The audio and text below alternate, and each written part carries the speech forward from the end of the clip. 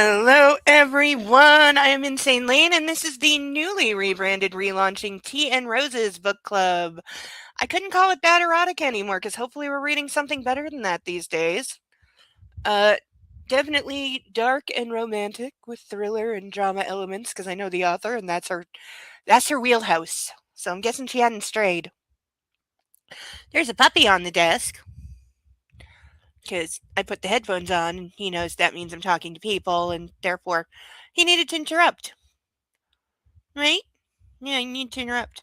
He's mostly mad I took his sweater off him. It got very cold for part of the week. Oh, but it's warm again. So he's fine without it, but he refuses to acknowledge that. So we did watch the movie for the next 365 days, the last one. And wow, is it ever a pointless movie? There is no plot, which is true of all three of them, but this one more than most. There's probably less than 1,000 actual spoken words. Like it has to be a movie with like the least amount of dialogue ever. It has to make the top 10. It is wall to wall music. It's still bad music that does not connect to whatever scene it's playing over. The movie is over 2/3 lifestyle porn, I guess would be the words, because it's pretty beaches, sunsets, it's people smiling and eating food, wearing really, really ugly oversized sunglasses while a song plays. And that's about 90% of the movie. Everything we said would be cut out was indeed cut out. There's no dog. There's nothing evil. There's no mentions of the mob. There's no violence. You don't even see a gun the whole movie. It's the most like sanitized thing ever. It's really boring. It's not even so bad it's good. The highlight is definitely a hallucination-like dream that Laura has of theoretically being double teamed by Massimo and Nacho. So we get the two of them shirtless and they kiss. But actually, it's not even a sex scene because they're both wearing pants. She's wearing full PJs and they're just petting her over the clothes. Like they're not even kissing, so it's not even like a proper three-way. Maybe they didn't think they could get away with that, though they get away with a lot more. But yeah, they just took scenes out of the book, but they completely reordered and restructured it. So now there is, Cerebellum is correct. There's still gratuitous female frontal nudity shots. Yeah, you get a lot of boobs. And we get a lot of everybody has a sex scene in this one. And I do mean every fucking buddy has a sex scene in this one. The stupid designer girl is getting like reamed over a table at the design studio. And I'm like, bitch, you at work. You're at work. Why are you getting bent over your desk in a public space? And nobody has sex in a bed in any of these movies. I don't think there's one sex scene that takes place in a bed in any of these movies. These people just fuck everywhere and usually publicly. And yeah, so everybody is getting some, which I guess we're supposed to be like, oh, poor Laura isn't getting any because her marriage with Massimo is breaking up, like they ever fucking had a relationship. He's barely in the movie. He's in like 3 scenes and he's just sad and mopey the whole time. He's not even violent with her anymore. He doesn't even care enough to strangle her during sex anymore. And then you have Nacho, who's like chasing her, doing the stalker thing, saying, I know you want me, come to me. And she does eventually like officially cheat. She cheats more clearly in the movie than the book, which is interesting. But she full on cheats. She decides her marriage is over. She doesn't inform Massimo of this. She just in her head decides that it's over and sleeps with Nacho. They have an extended sex scene on the beach. And then he's like, stay with me, be with me, blah, blah, blah. And she's like, no, I have to go home. I have to talk to Massimo. So he drives her home. And Nacho is in the car waiting in the driveway. She finds Massimo on a beach that suddenly exists near their house. And in like the world's longest, slow drawn out, like maybe 10 words are spoken, and they're standing in front of the world's most obvious green screen of a sunset because the sun is behind him, and they're talking for like 10 full minutes, and the sun never moves at all. It never moves, and it becomes so obvious that this is a green screen static photo. They couldn't even video a proper green screen. It's a static photo of a sunset because it never moves. And she just stands there. He's looking sad. And he says something that I swear I was going to use in my novel, and I had to change it because I was going to break mine into 3 parts like the Jade Peony, and each part would have a title. And I was going to use, if you love something, let it go. If it comes back to you, as the 3 like part headings. Hello, Nightwolf. And now I can't do that because this terrible movie had him say those lines, even though they're not in the book. He says to her the whole, if you love something, let it go if it comes back to you line, and then asks her if she's coming back to him. And then the camera goes into the sun and it ends. She doesn't fucking choose. At the end of the movies, she doesn't make a choice. He's on the beach asking her if she's coming back to him. Nacho's waiting in the driveway to take her away, and she doesn't choose, and the movie just ends. Which is so it's fucking stupid. All of it is so stupid. Oh, it's so dumb.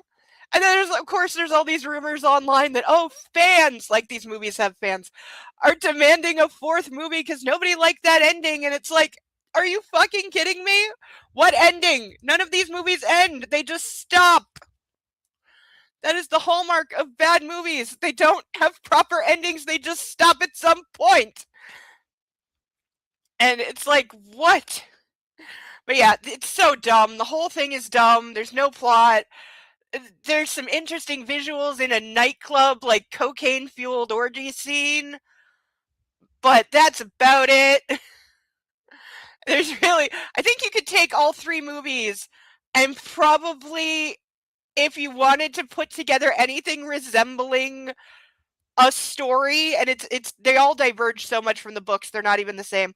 But if you wanted to clip them down and put together anything resembling a story with the actual so-called plot points, then you could probably get all 3 movies down to like a brisk 20 to 25 minutes. I think you could edit them all down to about 20, 25 minutes, and that would tell you everything that happens. Which, again, not a story. It's just things that happen. Yeah, it was a figurative meteor striking during the movie. It was so bad. It was so bad. And again, the first one is at least so bad it's funny, but the other 2 are not. They're not bad enough, and they're too long, and they're too boring. All 3 movies are nearly 2 hours. Why? Like, adhere to the rules of bad movies. You have 90 minutes. Like, what is this 2-hour crap trying to pretend to be a real movie? You're not a real movie. You're porn that somehow got mistaken for a real movie. But that was that, and this week we're starting a whole new book series. We are into J.R. Ward's The Bourbon Kings. We're reading the first book. I'm very nervous because I'm reading these blind. But I like the author, so I'm hoping that it's good. We will be keeping track of things, but I'll talk about that in a minute. So for now, all rise for our national anthem, please. And then we'll get to see a puppy. If you're still struggling with consent, just imagine instead of initiating sex, you're making them a cup of tea. You say, "Hey, would you like a cup of tea?" And they go, "Oh my God, I would love a cup of tea, thank you." Then you know they want a cup of tea. If you say, "Hey, would you like a cup of tea?" And they're like, I'm not really sure. Then you can make them a cup of tea, or not, but be aware that they might not drink it. And if they don't drink it, then, and this is the important bit, don't make them drink it. Just because you made it doesn't mean you're entitled to watch them drink it. And if they say, "No thank you," then don't make them tea. At all. Just don't make them tea. Don't make them drink tea. Don't get annoyed at them for not wanting tea. They just don't want tea, okay? They might say, "Yes, please, that's kind of you." And then when the tea arrives, they actually don't want the tea at all. Sure, that's kind of annoying as you've gone to all the effort of making the tea, but they remain under no obligation to drink the tea. They did want tea, now they don't. Some people change their mind in the time it takes to boil the kettle, brew the tea, and add the milk. And it's okay for people to change their mind, and you are still not entitled to watch them drink it. And if they are unconscious, don't make them tea. Unconscious people don't want tea, and they can't answer the question, "Do you want tea?" because they're unconscious. Okay, maybe they were conscious when you asked them if they wanted tea, and they said yes, but in the time it took you to boil the kettle or brew the tea and add the milk, they are now unconscious. You should just put the tea down, make sure the unconscious person is safe, and this is the important part again, don't make them drink the tea. They said yes then, sure, but unconscious people don't want tea. If someone said yes to tea, started drinking it, and then passed out before they'd finished it, don't keep on pouring it down their throat. Take the tea away. Make sure they are safe, because unconscious people don't want tea. Trust me on this. If someone said yes to tea around your house last Saturday, that doesn't mean they want you to make them tea all the time. They don't want you to come around to their place unexpectedly and make them tea and force them to drink it, going, "But you wanted tea last week," or to wake up to find you pouring tea down their throat, going, "But you wanted tea last night." If you can understand how completely ludicrous it is to force people to have tea when they don't want tea, and you are able to understand when people don't want tea, then how hard is it to understand when it comes to sex? Whether it's tea or sex, consent is everything. And on that note, I'm going to make myself a cup of tea.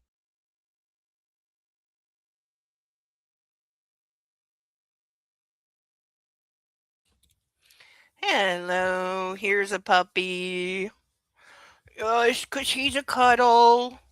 He's being a sucky little boy today. Yes. Aw. Aroo. Yes, he sometimes makes that noise. He's mostly a barker. Occasionally you'll get a woof, though. If he's saying woof, woof is his threatening sound. Bark and arf are his happy doggy sounds.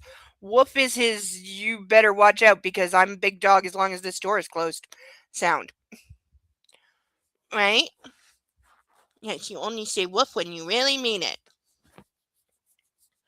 Because, he's the biggest, most intimidating puppy of all time. Aren't you? Yeah. Okay, come here. Help me introduce the ducks. He didn't get to eat any today. He was ready, though. As soon as I reached for the bag, he's like, "What? What are you doing? What are you doing?" I'm not waiting for you to watch one. Why are you looking at me? Don't look at me. You're still looking at me? Still looking at me? I'm not plotting to eat a duck. Why are you still looking at me? Yes, that's you. And whenever you're up to something and you're trying not to be, he just looks away. But we have Ralph, Charlotte, Steve, Paddington, Caspian, Inspector Clouseau, Dumbo, Sally, Bill, Xavier, Eloise, Pongo, Mitch, Sansu, Bob with 2 B's, Sasha Bartholomew, I got those backwards, Alex, Chuckles, Melman, Naruto, Jeremy DeWitt, Cinemark, Alan Tudyk, Jeeves, Playboy Jethro, Gilbert, Vixen, Dennis, Rosie House, Susie, Wolfie, Russell, Mark Glassell, who I had to fix today because he lost an eye, Cicero, Phoebe Halliwell, John Glenn, Lib Chickadoo, Captain Blaze, Ferguson, Libby Doe, Ocean Gate 7, Dinglehopper, Madison, Leonard, Jack, Shakard, Lulu, Marty, Akasha, Dr. Breadside Manor, Autolycus, Deja, Insidious, Cleopatra, Extra Crispy, Ralph, Wisp, Dougie, and Katy Perry. So those are all the current ducks. If you would like to add to our duck pantheon, the PayPal link should be at the top of the chat. Let me know if it's not.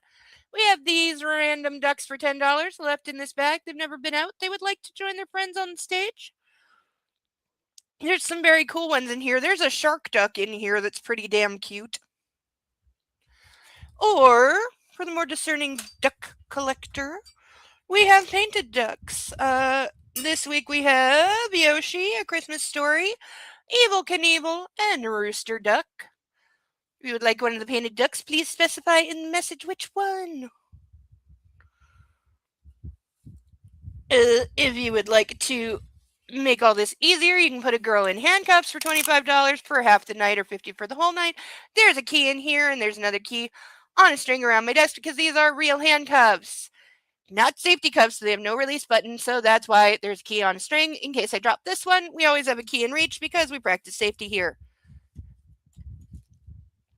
And last but certainly not least, for the grand sum of $50, I will chug one of these Skittles drink mixes, have water standing by. Not for you. He's like, I will be the judge of that. Sniff, sniff, sniff, sniff, sniff.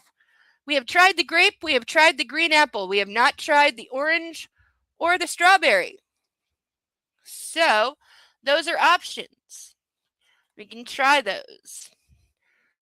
So, that is our top tier for this evening. Oh, okay, puppy, I really can't read a heavy hardcover book one-handed. So, you have to go on your pillow, okay? Yeah, so Ray pretends he can't hear me. Come here. I know the world's just not fair. The world's just not fair. You've only been cuddled like 6 or 7 times today. I know, you've only had a couple hundred belly rubs. How are you possibly expected to take your 9th nap of the day under those conditions? I know. You're just as hard done by little puppy. Go eat your massive bowl of kibble in the kitchen. Of course, he never thinks there's enough kibble even when I just filled the bowl. So this is what the book looks like after I put all the bookmarks in it. I had to make more bookmarks. I only had up to 43. I had to make more because this has 50 chapters. They're consistent though. You have no idea how refreshing I found that when I was marking these, and each chapter is a consistent goddamn length.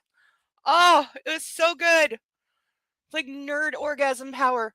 Consistent fucking lengths. Actual page break. Actual breaks between paragraphs. Proper structure. Like, oh, to be reading an actual real book. We are going to take the very shiny cover off because it's going to be really distracting if it's doing this the whole time. Also, I don't want to get makeup on it, which I will because I'm always touching my face and then touching things. And so the books all had makeup marks in them, and I don't want that. Wait, this got wet at some point? Apparently this got wet at some point. Because, yeah, the ink's bled. Huh. I didn't see any marks on the pages. I guess the dust jacket protected it, but I don't know where this got wet. It's not damaged. Well, okay, you can actually see it a little, but no, it's not really damaged, so. Okay, so this is The Bourbon Kings, Book 1 by J.R. Ward. We have our lovely title page. We do have things we're going to be marking. So far, I've got whenever someone drinks bourbon or a tuxedo is worn. We will add to the list any annoying or ridiculous pet names, things characters do over and over, annoying writer habits. I don't think we're going to get a ton of brand names dropped. While I can say in the other series of hers, the Black Dagger Brotherhood that I have read a significant amount of, there were maybe a couple brand names in that, but they were like names of guns. Some cars, because it is a bunch of guys. They like their weapons in their cars.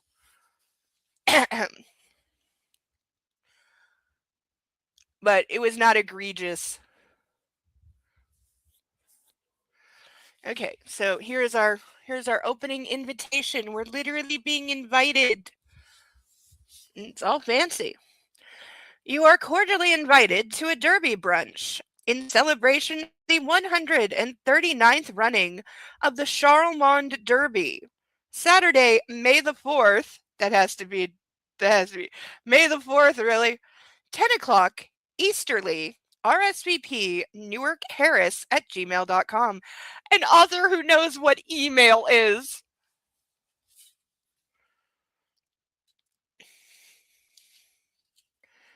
Okay, page.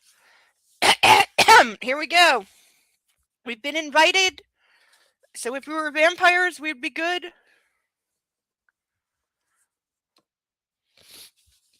All right.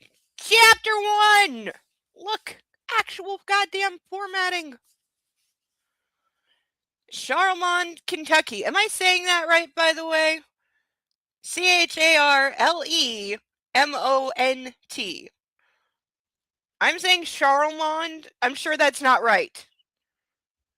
If you're from the southern United States, help a girl out. And we're in Kentucky, or Kentucky, as I've heard it said. So we are truly in the South. Should I keep a running list of like southern isms? Mist hung over Ohio's sluggish waters like the breath of God. Okay, we just got told we're in Kentucky, and in the first sentence we're in Ohio. Is there an Ohio, Kentucky?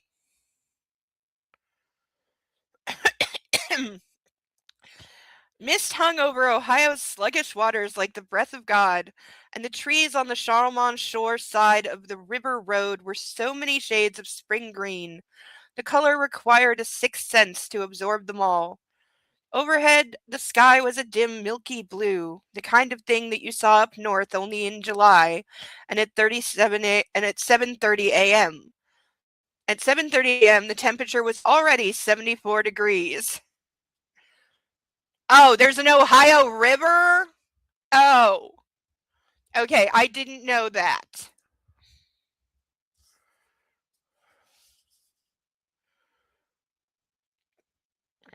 It was the first week of May, the most important 7 days on the calendar, beating the birth of Christ, the American independence, and New Year's Rockin' Eve. The 139th running of the Charlemont Derby was on Saturday, which meant the entire state of Kentucky was in a thoroughbred racing frenzy. As Lizzie King approached the turnoff for her work, she was riding an adrenaline high that had been pumping for a good 3 weeks. And she knew from past experience that this rush mood of hers wasn't going to deflate until after Saturday's cleanup. At least she was, as always, going against the traffic heading into downtown and making good time. Her commute was 40 minutes each way, but not in the New York City, Boston or LA densely packed parking lot version of rush hour, which in her current frame of mind would have caused her head to mushroom cloud. Oy. It forms the border between Indiana and Kentucky as well as Ohio. Okay, so yeah. I know a lot of states have natural borders because back when they were deciding where the states should stop, a giant river seemed like a good place to stop. And then they just drew some squares inside large amounts of nothing and decided that was a state.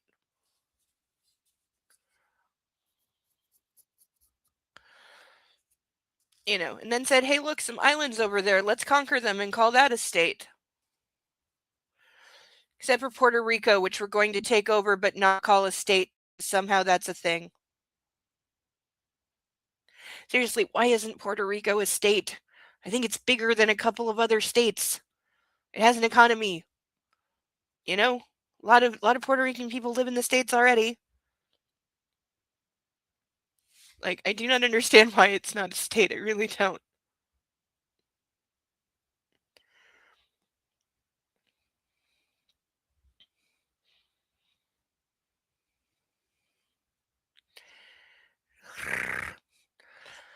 No, her trip into her job was 28 minutes of Indiana farm, followed by 6 minutes of bridge and Spaghetti Junction delays, capped up with a 6 to 10 minute against the tide shot parallel to the river. Sometimes she was convinced the only cars going in her direction were the rest of the staff that worked at Easterly with her. I still hate the name Easterly for an estate. Like, seriously, girl, what were you thinking? Grant, I don't have to name an estate in my novel, though there is a castle, an actual castle. Though I'm considering downgrading that to something more, of this era. Though canonically castle. For what I'm, for the inspiration, it was a castle. Though in the movies it was a mansion, which is true. No, it was a castle in the movies. Because I remember I looked it up. It was a real castle and then it got torn down because it was like falling apart.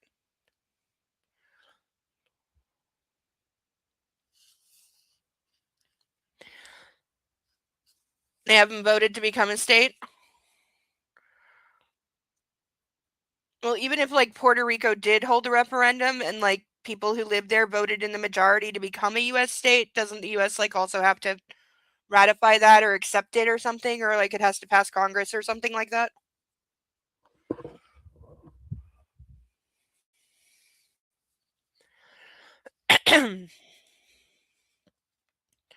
Ah, yes, Easterly, the Bradford Family Estate, or BFE, as it as its deliveries were marked, sat high up on the biggest hill in the Charlemont metro area, and was comprised of a 20,000 square foot main house with 3 formal gardens, 2 pools, and a 360-degree view of Washington County.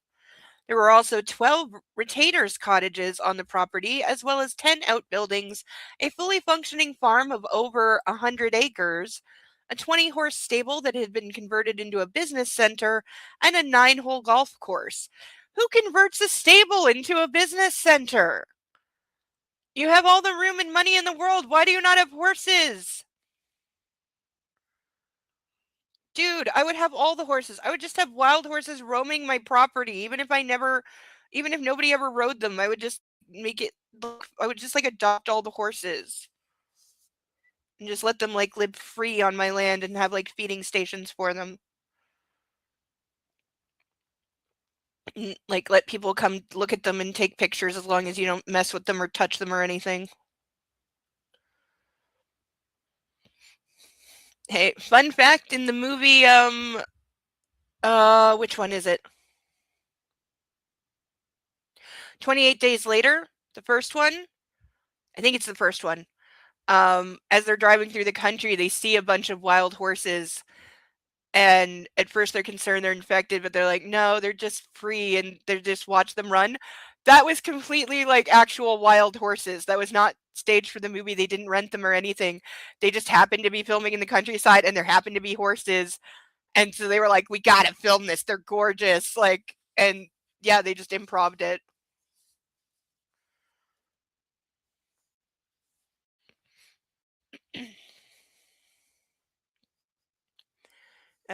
That was lighted in case you needed to work on your chip shot at 1 a.m. Yeah, lighting a golf course has got to be like one of the biggest wastes of. Like, seriously, why would you want to go play golf at night in artificial light and pitch black? Why? Like, I've been to like indoor, like glow in the dark mini golf. That was cool. As far as she had heard, the enormous parcel had been granted to the family back in 1778. Wow, that's going right back to the founder days. After the first of the Bradfords had come south from Pennsylvania with the then Colonel George Rogers Clark, and brought both his ambitions and his bourbon-making traditions to the nascent Commonwealth. Fast forward almost 250 years, and you had a federal mansion the size of a small town up on that hill, and some 72 people working property full-time and part-time. Holy shit, that's a lot of staff members. Whoa, why did my camera just do that? Because I did this? What the hell? The heat and humidity of the Ohio River is terrible. I'm guessing lots of mosquitoes.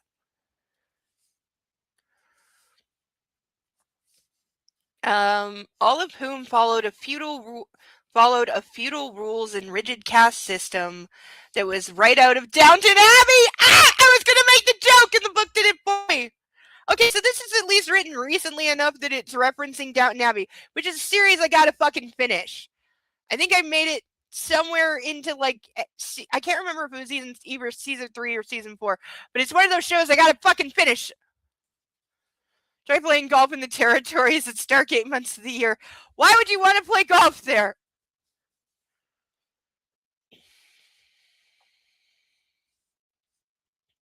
But also, can we just talk about sentence structure of all of whom followed a feudal rules and rigid caste system? Somebody dropped the editing pen there. because that would be all of whom followed feudal rules and a rigid caste system. But you put the A in the wrong place. And this is a real book. And we're only on page 4, and there's already an editing error. Now I'm worried.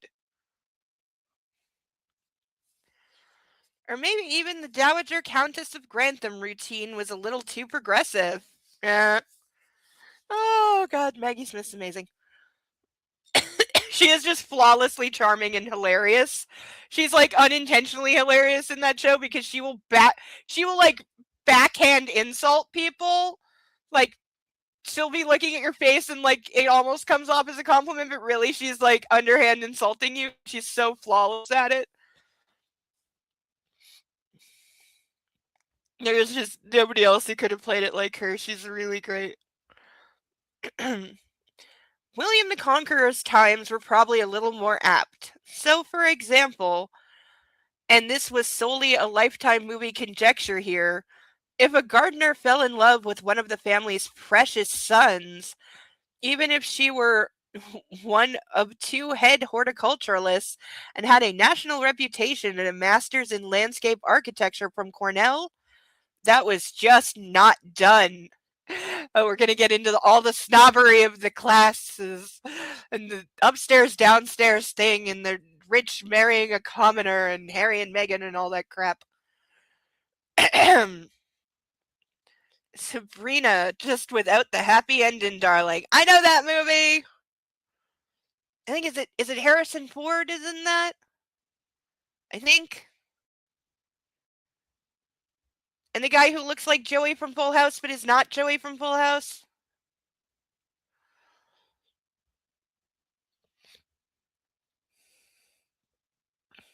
With a curse, Lizzie turned the radio on in hopes of getting her brain to shut up. She didn't get far. Her Toyota Yaris had the speaker system of a Barbie house. There were little circles in the doors that were supposed to pump music, but they were mostly for pretend.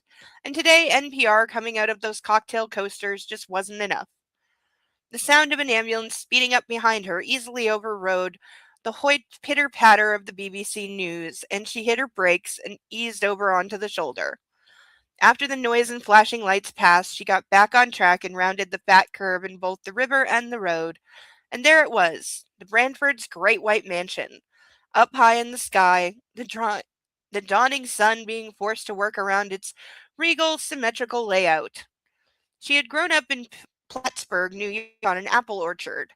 What the hell had she been thinking almost 2 years ago when she'd let Lane Baldwin, the youngest son, into her life? Baldwin with an E.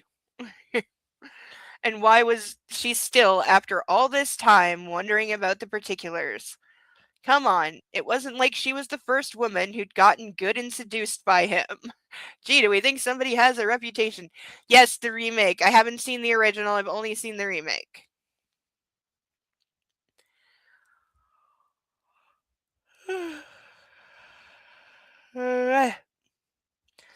Lizzie frowned and leaned forward over the wheel. The ambulance that had passed her was heading up the flank of the BFE hill, its red and white lights strobing along the alleys of maple trees. Oh God, she breathed. She prayed it wasn't who she thought it was. But come on, her luck couldn't be that bad. And wasn't it sad that was the first thing that came to her mind instead of worry over whoever was hurt, sick, or passed out? Proceeding on by the monogrammed wrought iron gates that were just closing, she took her right-hand turn about 300 yards later. As an employee, she was required to use the servants' entrance with her vehicles, no excuses, no exceptions. Because God forbid a vehicle with an MSRP of under $100,000 be seen in front of the house. Oh, manufacturer suggested retail price. Okay, that took me a minute. Boy, she was getting bitchy, she decided. And after Derby, she was going to have to take a vacation before people thought she was going through menopause 2 decades early.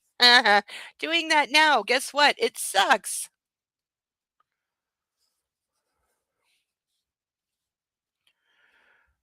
The sewing machine under the Yaris's hood revved up as she shot down the level road that went around the base of the hill. Cornfield came first, the manure already laid down and churned over in preparation for planting. And then there were the cutting gardens filled with the first of the perennials and annuals, the heads of the early peonies, fat as softballs and no darker than the blush of an ingenue's cheeks. After those, there were the orchid houses and the nurseries, followed by the outbuildings with the farm and groundskeeping equipment in them. And then the lineup of 2 and 3 bedroom 50s era cottages. This place goes on forever. Like, this is the place where you could live there and get lost. That were as variable and stylish as a set of sugar and flour tins on the Formica counter. Pulling into the staff parking lot, she got out, leaving her cooler, her hat, and her bag with her sunscreen behind. Jogging over to the groundskeeping's main building, she entered the gasoline and oil smelling cave through the opening on the left.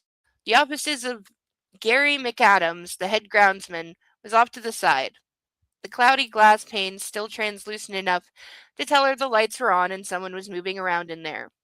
She didn't bother to knock, shoving open the flimsy door. She ignored the half-naked, Pirelli calendar pinups. Gary, the 62-year-old, was just hanging up the phone with his bare paw hand, his sunburned face with its tree bark skin as grim as she had ever seen it. As he looked across the messy desk, she knew who the ambulance was for before he even said the name. That's what I was thinking! Yeah, May the 4th and they haven't planted corn yet? I'm like, wait a minute. Is corn, like, not what I thought it was? Aren't you supposed to plant corn in, like, March? Yeah, like, that, yeah. Like, sounds late.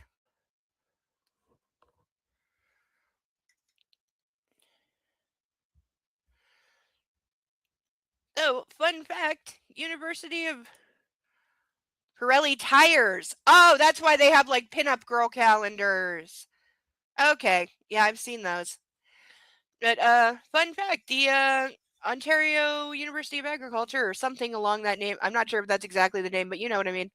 The movie Signs was filmed there, and they needed a fully grown cornfield, big one, for the movie. Only they were out of season when they went to film. They didn't. Somehow the production had not clocked in that. Oh, you need a certain season, especially in Canada, to grow a full field of corn and have it at the 6-foot height that you want it to be for your movie. So a bunch of students at the university said, we have an idea that might make this work on your schedule, because the movie's like, we have to start filming on like X date. We need corn by X date in the field. And they were like, you're off by 5 months. And they didn't want to move the whole production. It could have scrapped the whole movie. So they let the students try their thing, which was they did something by like the way that they watered the seeds. They like added a ton of nutrients and stuff to it, all organic, to basically like overfeed it and force it to grow really quickly. But it was experimental. It was a theory. It was a student project, and it worked like a fucking dream. They grew corn in like a third of the time that it normally takes to grow corn. So much so that I think like not only did the university keep it, but I think the 3 of them like patented it.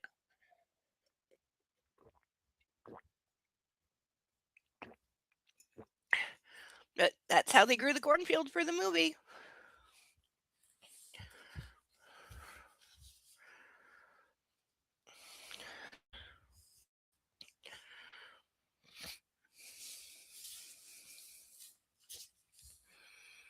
Lizzie put her hands to her face and leaned back against the door jamb. She felt so sorry for the family, of course, but it was impossible not to personalize the tragedy and want to go throw up somewhere. The one man she never wanted to see again was going to come home. She might as well get a stopwatch. So I take it somebody has died, or like something.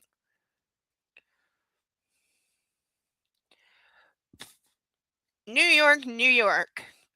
Come on, I know you want me. Jonathan Tulane Baldwin looked around the hip that was propped next to his stack of poker chips. Ante up, boys. I'm talking to you, A pair of partially covered, fully fake breasts appeared over the fan of cards in his hand. Hello. Time to feign interest in something. Anything else, Lane thought. Too bad the one-bed, mid-floor, mid-town apartment was a bachelor pad done in nothing that wasn't functional.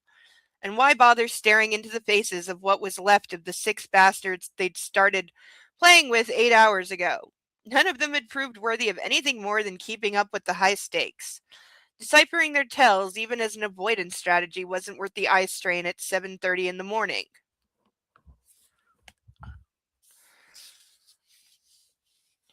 Hello?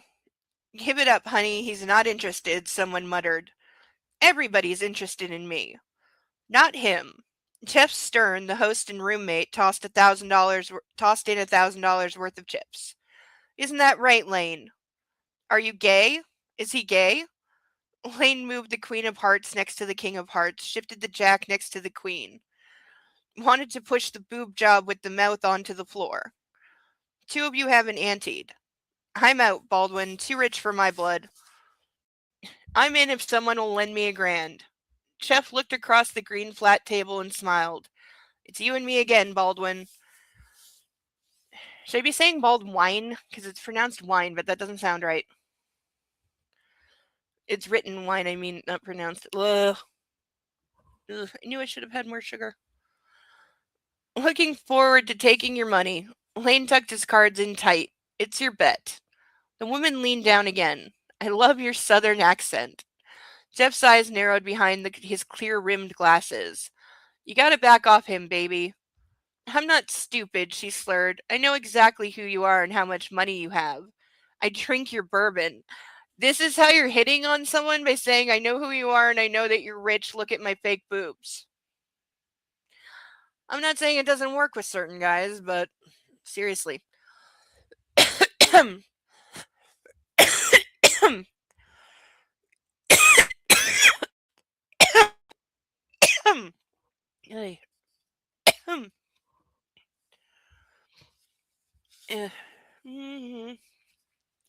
Lane sat back and addressed the fool that had brought the chatty accessory. Billy, seriously? Yeah. The guy who'd wanted to go $1,000 in debt stood up. The sun's coming up anyway. Let's go. I want to stay. Nope, you're done. Billy took the bimbo with the self-esteem inflation problem by the arm and escorted her to the door. I'll take you home. And no, he's not who you think he is. Later, assholes. Yes, he is. I've seen him in magazines. Before the door could shut, the other guy who'd been bled dry got to his feet. I'm out of here, too. Remind me to never play with the pair of you again. I'll do nothing of the sort, Jeff said as he held up a palm. Tell the wife I said hello. You can tell her yourself when we see you at Shabbat. That again. Every Friday. If you don't like it, why keep showing up at my house? Free food, it's just that simple. So we have the requisite group of frat boys. Hi, persnickety! Yeah. Just in time.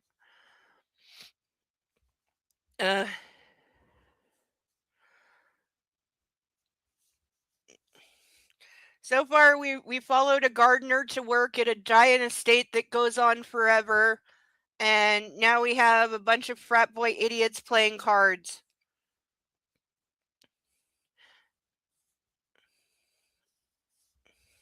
And then they were alone, with over $250,000 worth of poker chips, two decks of cards, and an ashtray full of cigar nubs, and no bimbage. Is bimbage a word? Bimbage? Like, I get, but don't think that's actually a word. It's your bet, Lynn said. I think he wants to marry her, Jeff muttered as he tossed more chips onto the center of the table. Billy, that is. Here's 20 grand. Then he should get his head examined.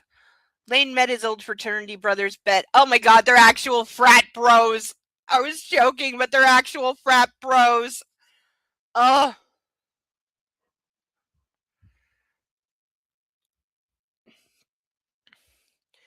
Met his old fraternity brothers bet and then doubled it. Pathetic, the both of them. Fake word. Thank you, Sarah. Yeah.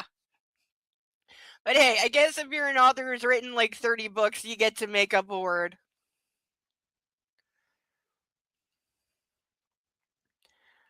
Jeff lowered his cards. Let me ask you something. Don't make it too hard, I'm drunk. Do you like them? Poker chips? In the background, his phone started to ring. Yeah, I do, so if you don't mind putting some more of yours in. No, women. Lane shifted his eyes up. Excuse me? His oldest friend put an elbow on the felt and leaned in. His tie had been lost at the start of the game, and his previously starched bright white shirt was now as pliant and relaxed as a polo. His eyes, however, were tragically sharp and focused. You heard me. Look, I know it's none of my business, but you show up here how long ago? Like nearly 2 years? You live on my couch, you don't work, which given who your family is, I get, but there's no women. No. Stop thinking, Jeff. I'm serious. So bet. The cell phone went quiet, but his buddy didn't. UVA was a lifetime ago. A lot can change. Apparently not if I'm still on your couch. What happened to you, man? I died waiting for you to bet or fold. Jeff muttered as he made a stack of reds and blues and tossed them into the center. Another 20,000. That's more like it. The cell phone started to ring again. I'll see you and I'll raise you 50 if you shut up. You sure you want to do that? Get you to be quiet? Yep. Go aggressive in poker with an investment banker like me. Cliches are there for a reason. I'm greedy and great with math, unlike your kind. My kind? People like you Bradfords don't know how to make money. You've been trained to spend it. Now, unlike most dilettantes, your family actually has an income stream. Although that's what keeps you from having to learn anything, so not sure it's a value add in the long term. Lane thought back to why he'd left Charlemont for good. I've learned plenty, trust me. And now you sound bitter. You're boring me. Am I supposed to enjoy that? Why don't you ever go home for Christmas, Thanksgiving, Easter? Lane collapsed his cards and put them face down on the felt. I don't believe in Santa Claus or the Easter Bunny anymore. God damn it. And turkey's overrated. What's your problem? I like turkey. Turkey's good. We almost never had turkey as a kid, though, because, like, too many people in my family hated turkey. No, I shall never forget my 3-year-old little cousin upon deciding that he hated turkey, deciding that the best thing to then do with it was pick up the pieces of turkey off his plate and fling them across the room as far as he possibly could. It was just way, way, way too funny. That and my aunt putting them back on his plate, trying to convince him to eat it when this was clearly a no way in hell situation. So he just kept throwing them, and it was very amusing. Oh yeah, gotta love exposition between people who are like, so we've been best friends for 12 years, as you know, and we met at the school of whatever. Oh yeah. Gotta get it in somehow.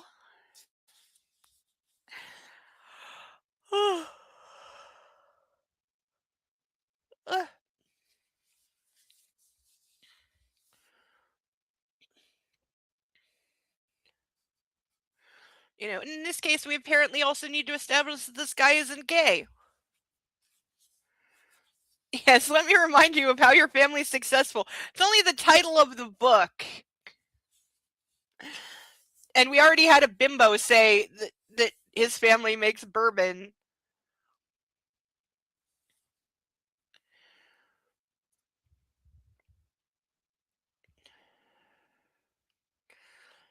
And turkey is overrated. What is your problem? Wrong question to ask, especially after a night of poker and drinking. Especially to a guy like Stern, who is categorically incapable of being anything but perfectly honest. I hate that you're so alone. You've got to be kidding. I'm one of your oldest friends, right? If I don't tell you like it is, who's going to? And don't get pissy with me. You picked a New York Jew, not one of the 1,000 other Southern fried stick up the ass that you went to that ridiculous college of ours to be your perpetual roommate. So fuck you. Are we going to play this hand out? Jeff's shrewd stare narrowed. Answer me one thing. Yes, I'm seriously considering why I didn't crash with Weds or Chenoweth right now. Ha, you couldn't stand either of those two longer than a day. Unless you were drunk, which actually you have been for the last 3.5 months straight, but that's another thing I have a problem with. Pet, now, for the love of God. Why? As that cell phone went off a third time, Lane got to his feet and stalked across the room. Over on the bar next to his billfold, the glowing screen was lit up. Not that he bothered to look at who it was. He answered the call only because it was either that or commit homicide. The male southern voice on the other end of the connection said 3 words. Your mama's dying. See, we knew somebody was dying. As the meaning sank into his brain, everything destabilized around him. The walls closing in, the floor rolling, the ceiling collapsing on his head. Memories didn't so much come back to him as assault him. The alcohol in his system doing nothing to dull the onslaught. Oh, do we have another reluctant heir to the throne who's about to, like, his mom's gonna die, and now he's the head of the family and has to take over the business empire and, like, make appearances in polite society and blah blah blah, and he doesn't want to because he's been living extended frat boy life, living on a couch and playing poker while drunk for months at a time? Why is this a thing in romance books? Why?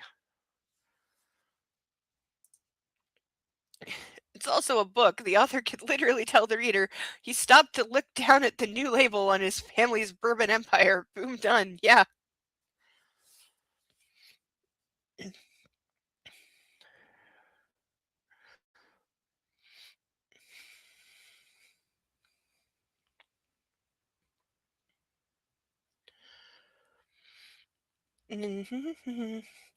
No, he thought. Not now. Not this morning. Although would there ever be a good time? Not ever was the only acceptable timetable on this. From a distance he heard himself speak. I'll be there before noon. Then he hung up. Lane? Jeff got to his feet. Oh shit, don't pass out on me. I've got to be at 11 Wall in an hour and I need a shower. From a vast distance, Lane watched his hand reach out and pick up his wallet. He put that and the phone in the pocket of his slacks and headed for the door. Lane, where the fuck are you going? Don't wait up, he said as he opened the way out. When are you going to be back? Hey, Lane, what the hell? His old dear friend was still talking to him as Lane walked off, letting the door close in his wake. At the far end of the hall, he punched through a steel door and jogging down the concrete stairwell. His footfalls echoed all around and he made tight turn after tight turn. He dialed a familiar phone number. When the call was answered, he said, "This is Lane Baldwin. I need a jet at Teterboro now, going to Charlemont." I'm still not sure I'm saying that right. Somebody remind me to look that up on what's that site that'll talk to you and pronounce words, because I don't think I'm saying that right. There was a brief delay, and then his father's executive assistant got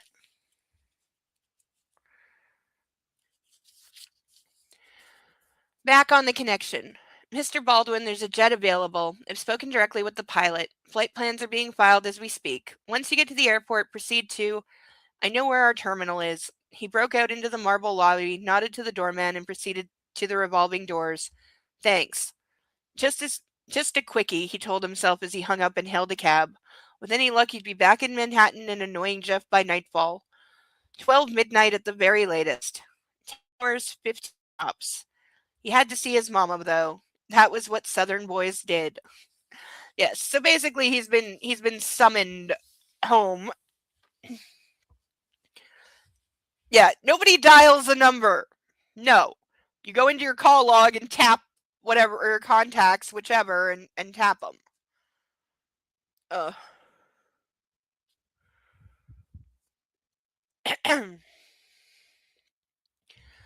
I'm so sick of spam calls. End of chapter.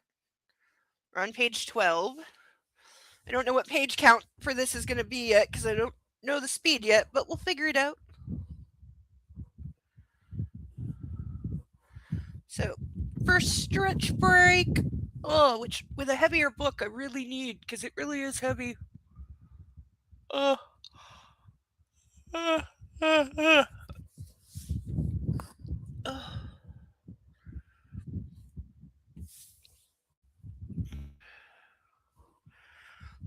Puppy's under his puppy bed being a puppy.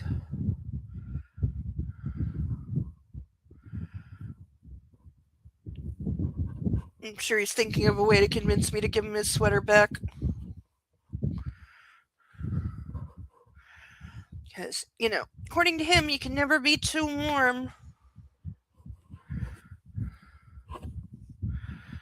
No, he does sometimes get a bit of a static cling problem.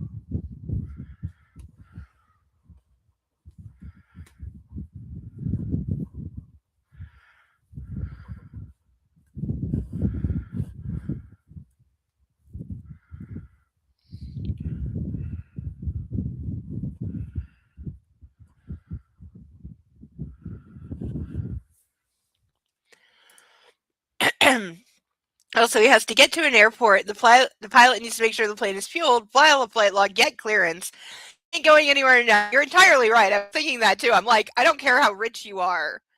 You can't just take off and land a plane whenever the fuck you want. This takes time. Like, just because it's a private airport doesn't mean your plane is fueled and ready to go. You still have to arrange that. It sounds like he's trying to get to an airport in New Jersey from NYC. That's not a 5-minute drive. No. He said he's in Manhattan. So, but I guess he'd probably be flying out of New York or Long Island. But yeah, it's not quick. That's not too terribly far from me, so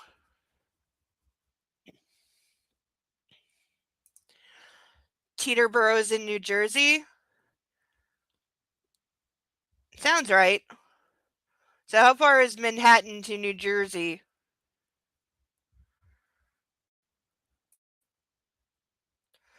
Because Manhattan's in New York, but I think Manhattan is an island. So I guess you'd take a bridge. But yeah, I'm guessing Manhattan to Teterboro is not a short drive.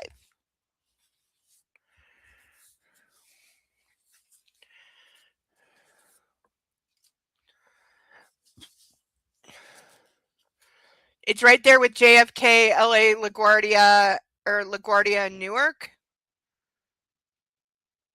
Okay, so it's in the middle of all the big airports.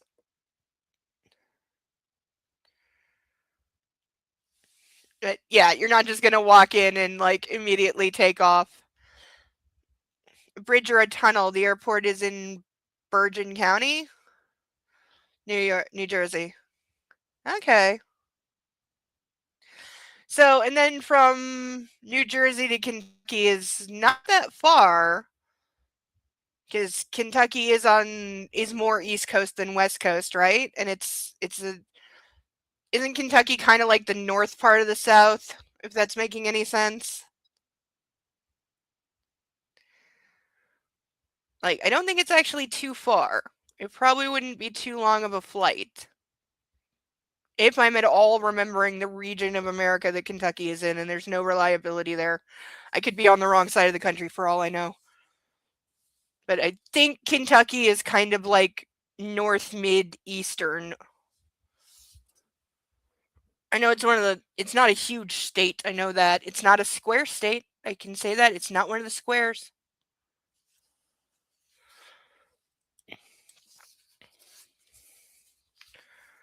It would be a short flight. Yeah.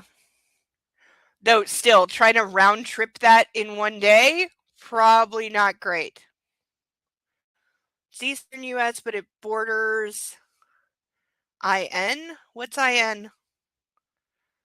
I don't think it's coastal. No, I remember Kentucky being a landlocked state. It's the one that looks like a chicken drumstick. Yes, it does. Okay, so I am thinking of the right shape. And yeah, Indiana. Thank you. I almost know all of the state abbreviations.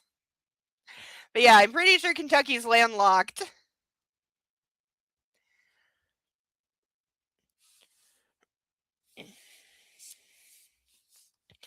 Chapter 2.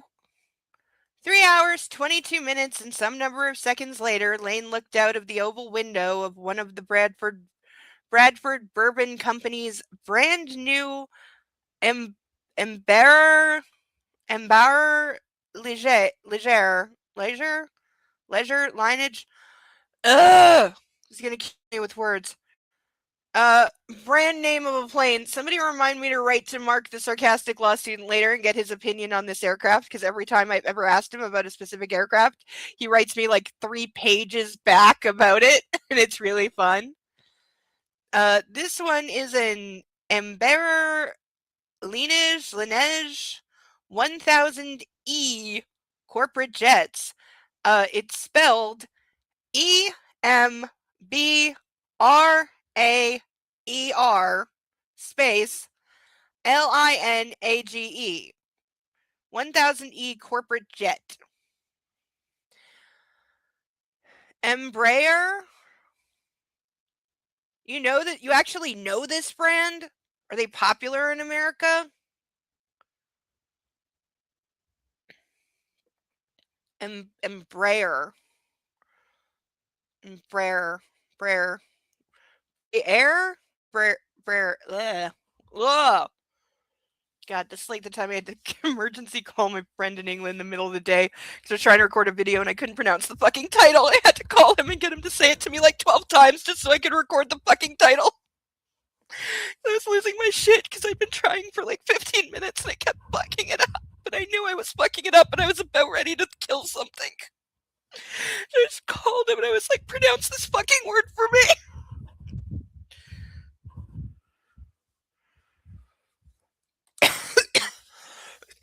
The problem with my trying to read is I can't hear the sounds that words make. That's why I need to hear it said out loud. Like sometimes I can get it, but I think I'm pretty close. They make small jets that are 1 seat by 2 seats. Whoa, really small. Oh, that's like uncomfortably small.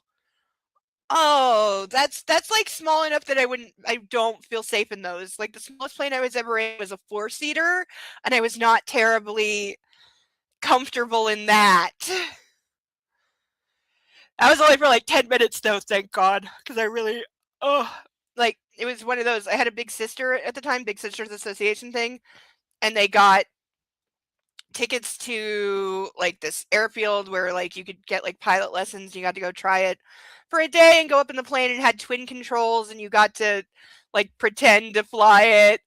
You know, and it was fun, and I was glad to do it, and it was fun, but it's not something I would like regularly like to do. Let's just say my mom didn't have to worry about me wanting flying lessons.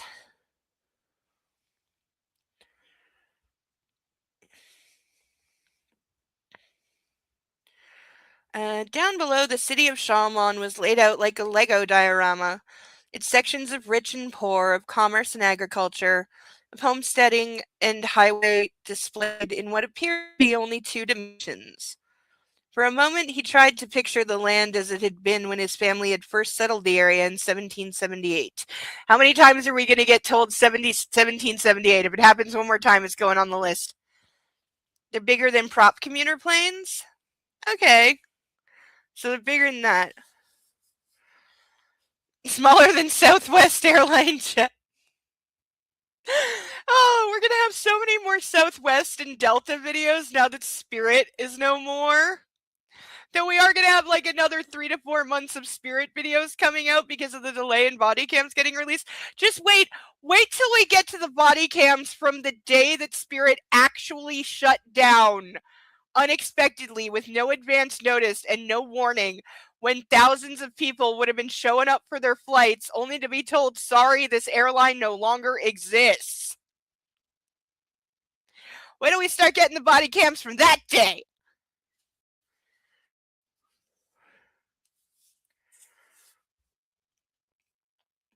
I've already told Artie to be ready to do another live stream in like 3 months.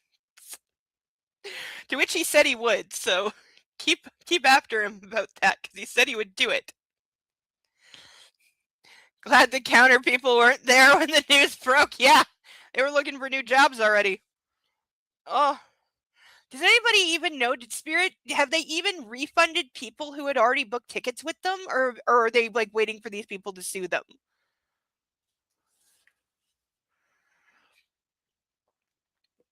Woods, rivers, Native Americans, wildlife. Am I gonna have to remember that in America they say Native Americans? We don't say that here. Tend not to use the word native all that much. Like, it's one of those things where if somebody is First Nations, they can call themselves Native and they call other First Nations people Native, but I am not First Nations. So I say First Nations, not Native, because it would be insulting if I said it.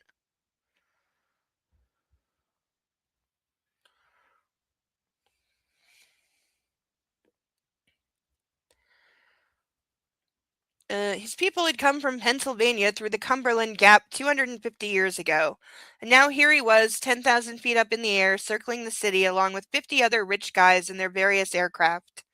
Except he was not here to bet on horses, get drunk, and find some sex. May I refresh your number 15 before we land, Mr. Baldwin? I'm afraid there's quite a queue. We could be a while. Refresh your number 15, and it's just N-O dot, so it took me a second to realize it's number 15. Is that how bourbon is labeled? I'm guessing he's drinking bourbon. Thank you. He drained what was in his crystal glass, the ice cubes sliding down and hitting his upper lip. Your timing couldn't be better. Okay, so maybe he would be doing a little drinking. My pleasure. Also, I'm not marking it as someone drinking bourbon till we're confirmed that it's drinking bourbon.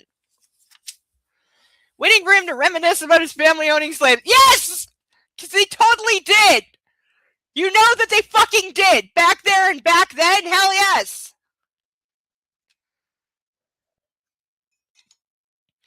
You know, it helps if there's water in the glass.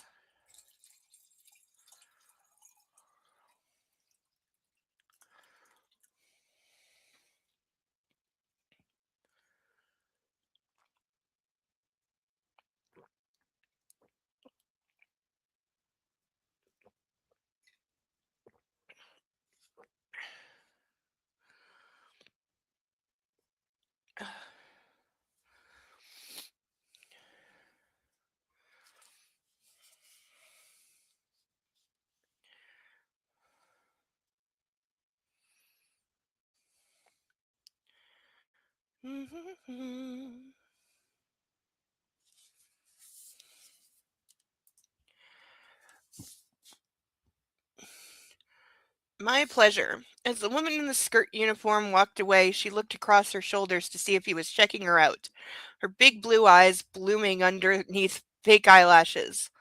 His sex life had long depended on the kindness of such strangers, particularly blonde ones like her, with legs like that, and hips like that, and breasts like that. In other words, women. But not anymore. Mr. Baldwin, the captain said from overhead. When they found out it was you, they bumped us up, so we're landing now. Is that a thing? If you are richer than the other rich people, can you jump the queue for landing? Because I'm pretty sure the landing order is based on when you arrive / how much fuel do you have left. Hi, Sadale! You haven't missed much. We have 2 characters so far. One is a gardener at a giant sprawling estate in Kentucky owned by a family that makes bourbon, where something tragic is in the midst of happening.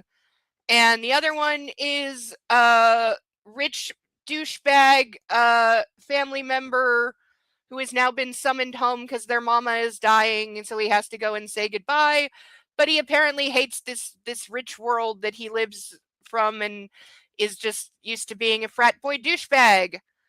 So he's going home to pay respects and then plans to leave again because he doesn't want nothing to do with that world.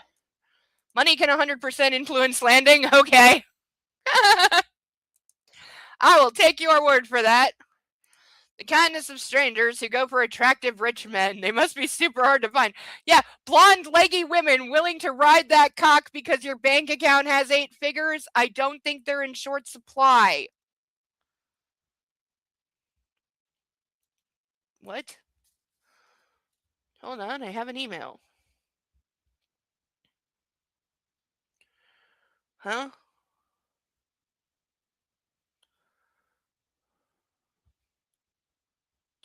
Here's a weird one. I applied for a job with a place a few weeks ago. I haven't heard back from them at all, so I assume I'm not getting an interview. But I apparently have an email saying, thank you for applying for a position with them. We value your feedback to improve our hiring process. Please take this survey for us. You didn't respond to my application, you didn't interview me, and you didn't hire me. What exactly would you like to know? What? I am not understand. It was a job I wanted too.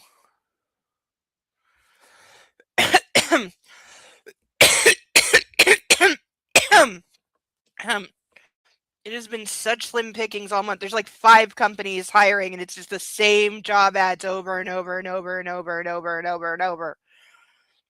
It's like I already applied to all of those like 3 times. At least now it actually says on the like confirmation, yes, you applied for this email. Now it actually says like give us 3 to 4 weeks before expecting to hear a reply. Instead of like a year ago it said like maybe a week. Now it's actually saying like give us at least a month to get back to you. Yeah, he didn't acknowledge my application. And I'm actually like your job I'm actually qualified for because I was doing voice recordings for like clips and products.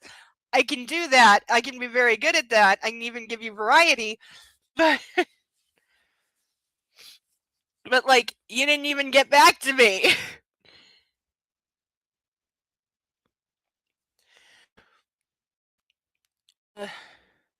The other job that I would like to get, and this is kind of my dream job is being a transcriptionist. But every transcriptionist job I have looked for in every company that we have here, because we do have actually quite a lot of them in my area, they all want they want degrees, they want certifications, and they want many, many, many, many years of experience, like 3 to 5 years of experience before applying with them. And it's like, how do you expect anyone to get experience when nobody will hire you, even if you can prove that you can do it?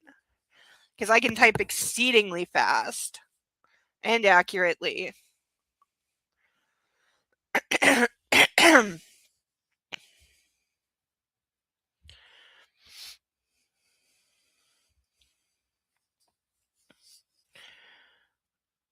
How kind of them, Lame murmured as the stewardess came back. The way she reopened the bottle gave him a clue as to... Oh, here we go. We're getting horny already. The way she opened the bottle gave him a clue to how she'd take she'd take down a man's fly, her full body getting into the twist of the cork and the pop free. Then she leaned into the pour, encouraging him to check out her La Perla. Okay, am I going to have to start a tally for name brands? Because that's like 4 or 5. Are we doing that? Such wasted effort. Okay, are we saying this guy is gay or he's just heartbroken? That's enough. He put his hand out. Thanks. Is there anything else I can get you? No, thank you. Pause, like she wasn't used to being turned down and wanted to remind him they were running out of time. Oh, God, what is it with romance novels and like sex on a plane? Why? After a moment, she kicked up her chin. Very good, sir. Which was her way of telling him to go to hell. With a round of the hair, she hipped her way off, swinging what was under that skirt like she had a cat by the tail and a target to hit. Lane lifted his glass and circled the number 15. He'd never been particularly involved with the family business. That was the purview of his older brother, Edward. Or at least it had been. But even as a company outsider, Lane knew the nickname of the Branford Bourbon's company's bestseller. Number 15. Okay, now it's confirmed. I'm marking down. We have our first somebody drinks bourbon.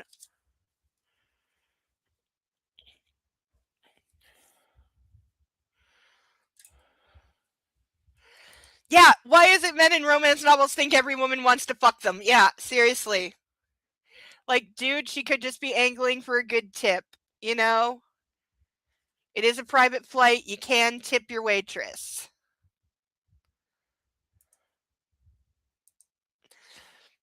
But yeah, it's a thing. Also, I genuinely think it's a thing with rich playboy douchebags thinking every woman wants to fuck them because they're usually so egotistical and full of themselves and the whole like I have millions of dollars in a fancy sports car, and don't you know who I am? Don't you know who my daddy is or what my last name is? They've got that going on, so they think every woman wants them. I've seen it. I've known a couple of guys like that. They're horribly unattractive, and yeah.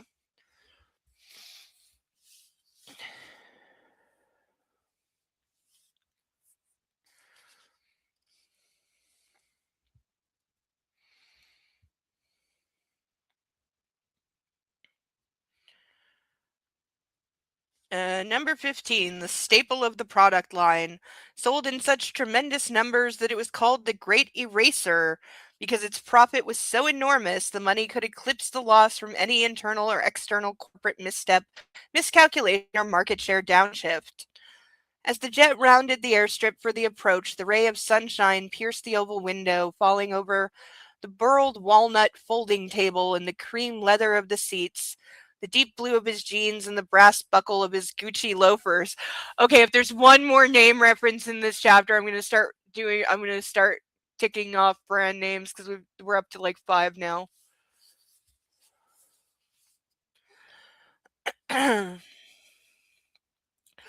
And then it hit the number 15 in his glass, pulling out the ruby highlights of the amber liquid. As he took another pull from the crystal rim, he felt the warmth of the sun on the outside of his hand and the coolness of the ice on the pads of his fingers. Some study had been done recent ugh. Some study that had been done recently put the bourbon business at $3 billion in annual sales. Of that pie, BBC was probably upwards of a quarter to a third. Okay, so another making like close to $1 billion a year. There was one company in the state that was bigger, the dreaded Sutton Distillery Corporation. And then there were 8 to 10 other producers, but BBC, seriously, you couldn't have called their family empire anything other than BBC. Like, for real. There's kind of another famous BBC in the world. Like, think about these things. But BBC was the diamond among the semi-precious stones, the choice of most discriminating drinkers. As a loyal consumer, he had to concur with the zeitgeist. A shift in the level of bourbon in his glass announced the descent to the landing, and he thought back to the first time he had tried his family's product. Considering how it had gone, he should have been a teetotaler for life. Yeah, when you grow up in a family that makes booze, I'm guessing you drink early. But I need to use the ladies' room, so I will be right back. This isn't write what you know, it's write what you Google. Yes, this is true. This is why I'm having trouble putting intimacy into what should be a very intimate sex scene in my novel, because I've got the sex part, that's working just fine. It's the intimacy part because I lack experience and knowledge, and therefore when I'm trying to write, there's just a blank space.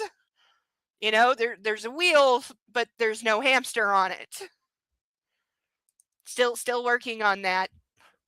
But I'll be right back. Hey, and then I should rattle off the things I have researched since the last time what is on my list because we've added things. I'll be right back. Oh, think about getting a duck or something while I'm gone, or finding out what orange Skittles taste like, or what very toxic color it will turn. I can't believe the colors of those things. I'll be right back.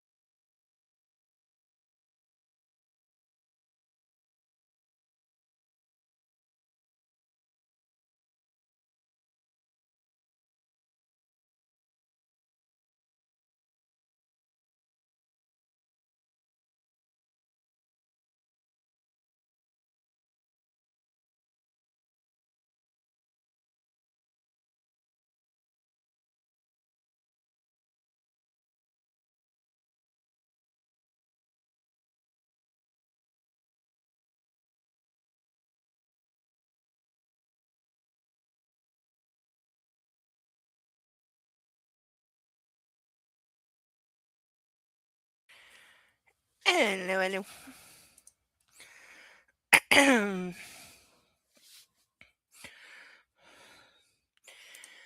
So, my updated list of things that I have researched since the last time I read it, I think we were at how Louis Vuittons are packed in shoeboxes. Um, then we had what chemicals can toughen living skin. It's surprisingly easy to find out. Porcelana chocolates, which apparently are the most expensive in the world, though I can't confirm they're still made. Hand-knotted Persian Kashan rugs. Louis's opening line from Interview with the Vampire. The best tools for whipping meringue. The ingredients of Italian meringue. The modern name for the upper crust of society. Or a couple options. Recipes for Italian meringue. And a recipe for a frozen raspberry mousse with Italian meringue. And how to make creme fraiche whipped. There is actually a science to it. It's more than just whip it. You have to add stuff.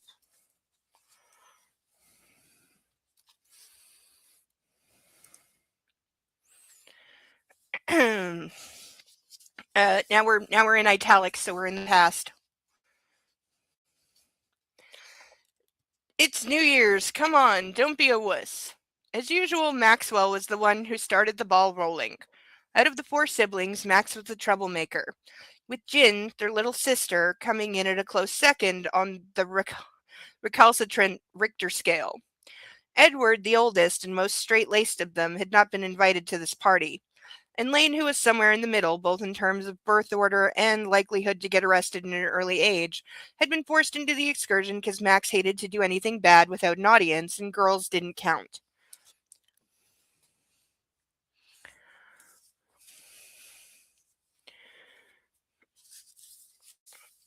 He knew this was a really poor idea.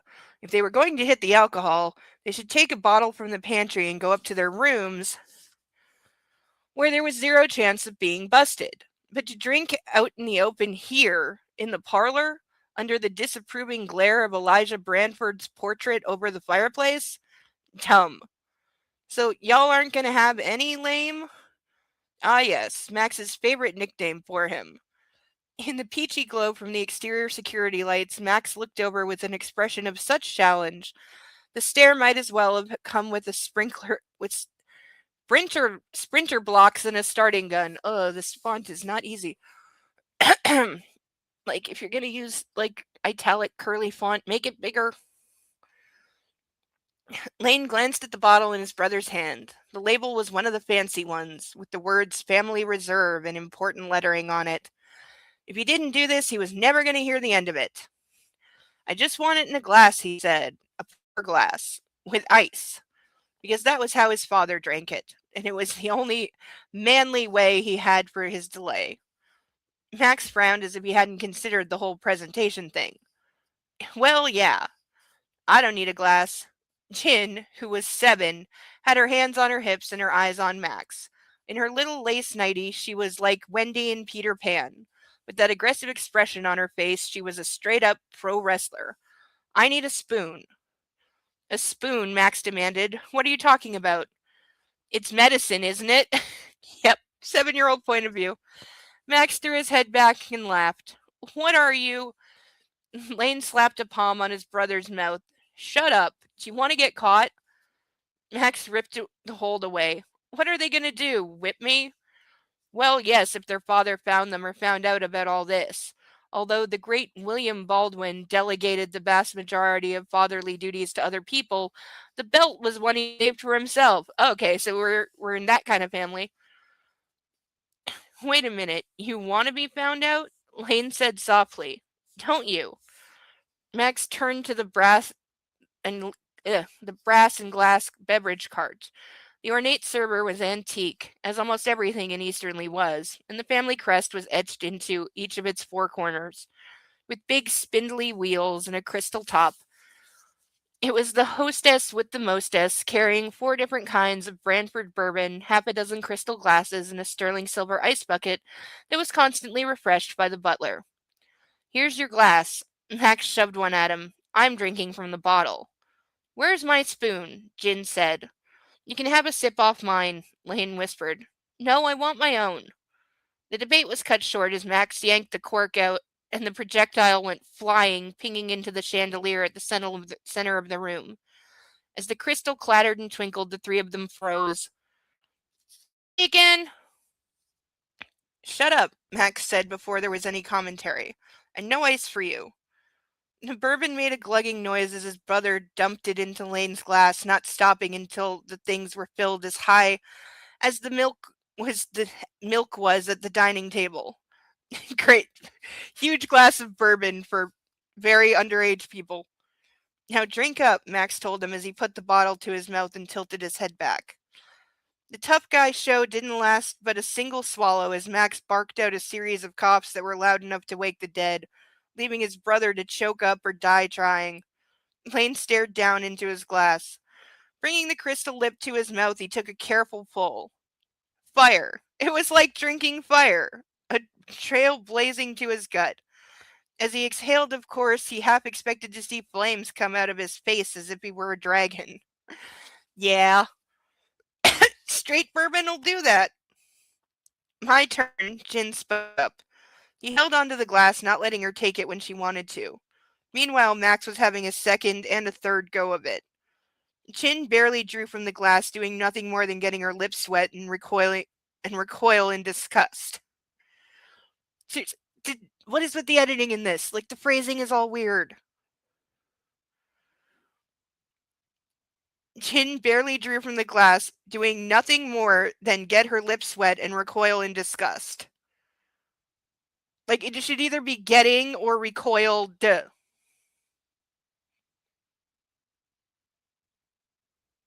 feel like I'm not wrong about this.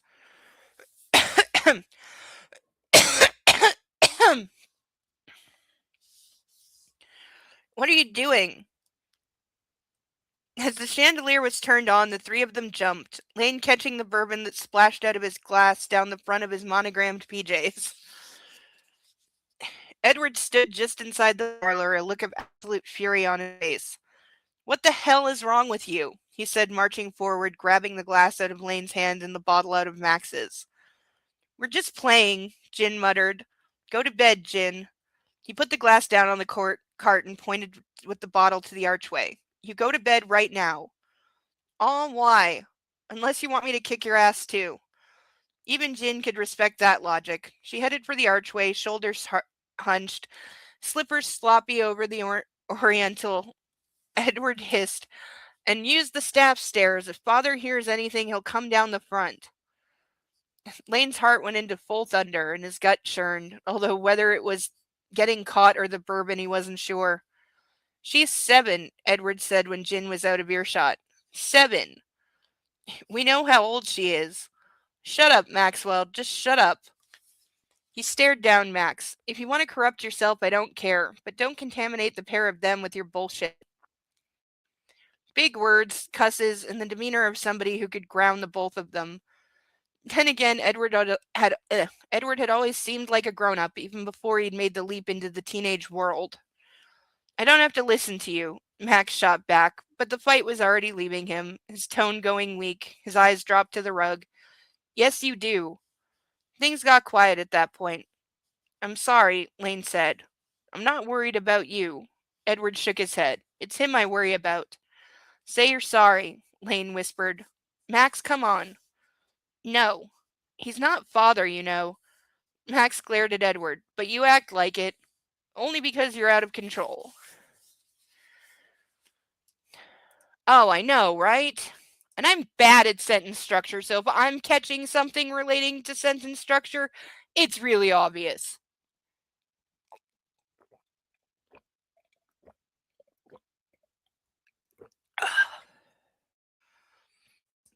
Like, really, really obvious.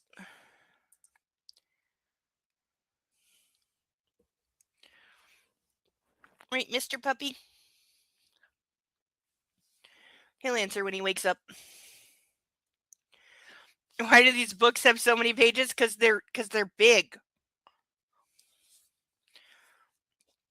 This comes in at 424. Yes, but we're not sure if this is a bad book yet. We just know that it's, a not highbrow romance book. But we don't know that it's terrible yet.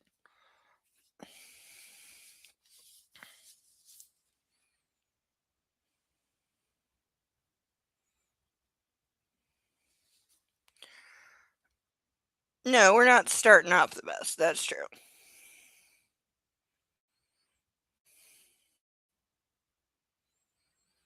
If I could get the eyelash out of my eye, that might help. Lane took Max by the hand. He's sorry too, Edward. Come on, let's go before anyone hears us.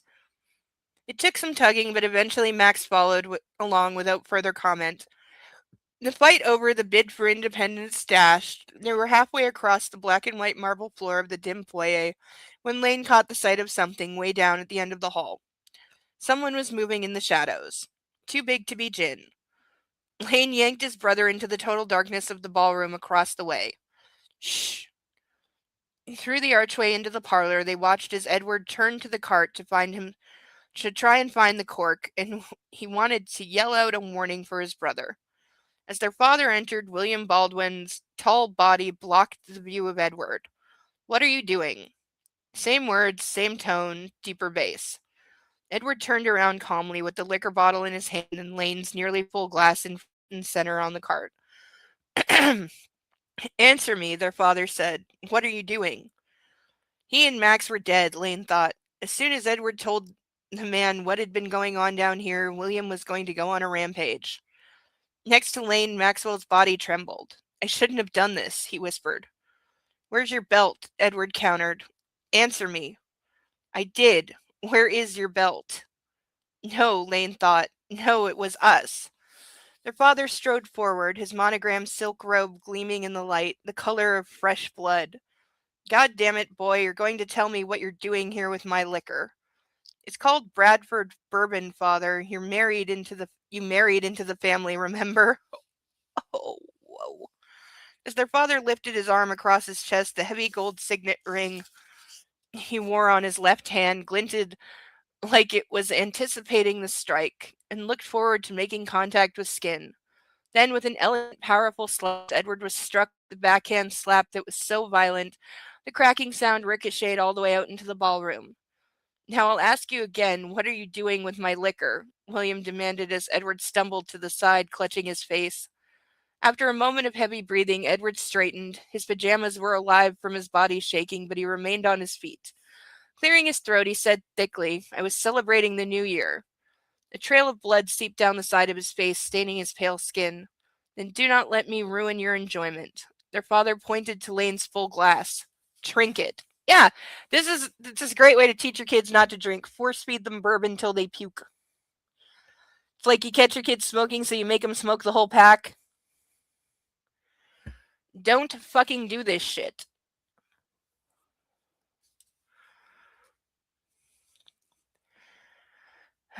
Lane closed his eyes and wanted to vomit. Drink it. The sounds of choking and gagging went on for a lifetime as Edward consumed nearly a quarter of a bottle of bourbon.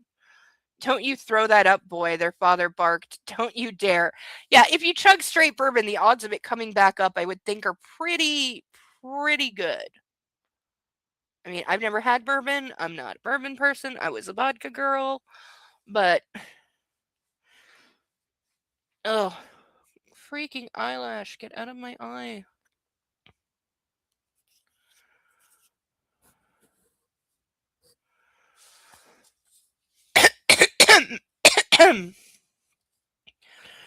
As the jet bumped down on the tarmac, Lane jolted out of the past. He was not surprised to find the glass he was holding was shaking, and not because of the landing. Putting the number 15 on the table, he wiped his brow. That hadn't been the only time Edward had suffered for them. And it wasn't even the worst. No, the worst one had come later as an adult when he had finally done what all the lousy parenting had failed to do. Edward was ruined now, and not just physically. God, there were so many reasons Lane didn't want to go back to Easterly, and not all of them were because of the woman he loved but had lost. He had to say, however, that Lizzie King remained top of that very long list. So yeah, he and the Gardner girl were a thing, but it just couldn't work out because she's not one of them and blah blah blah.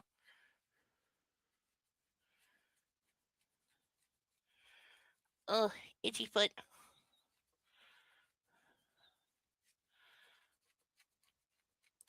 Oh. End of chapter. Oh.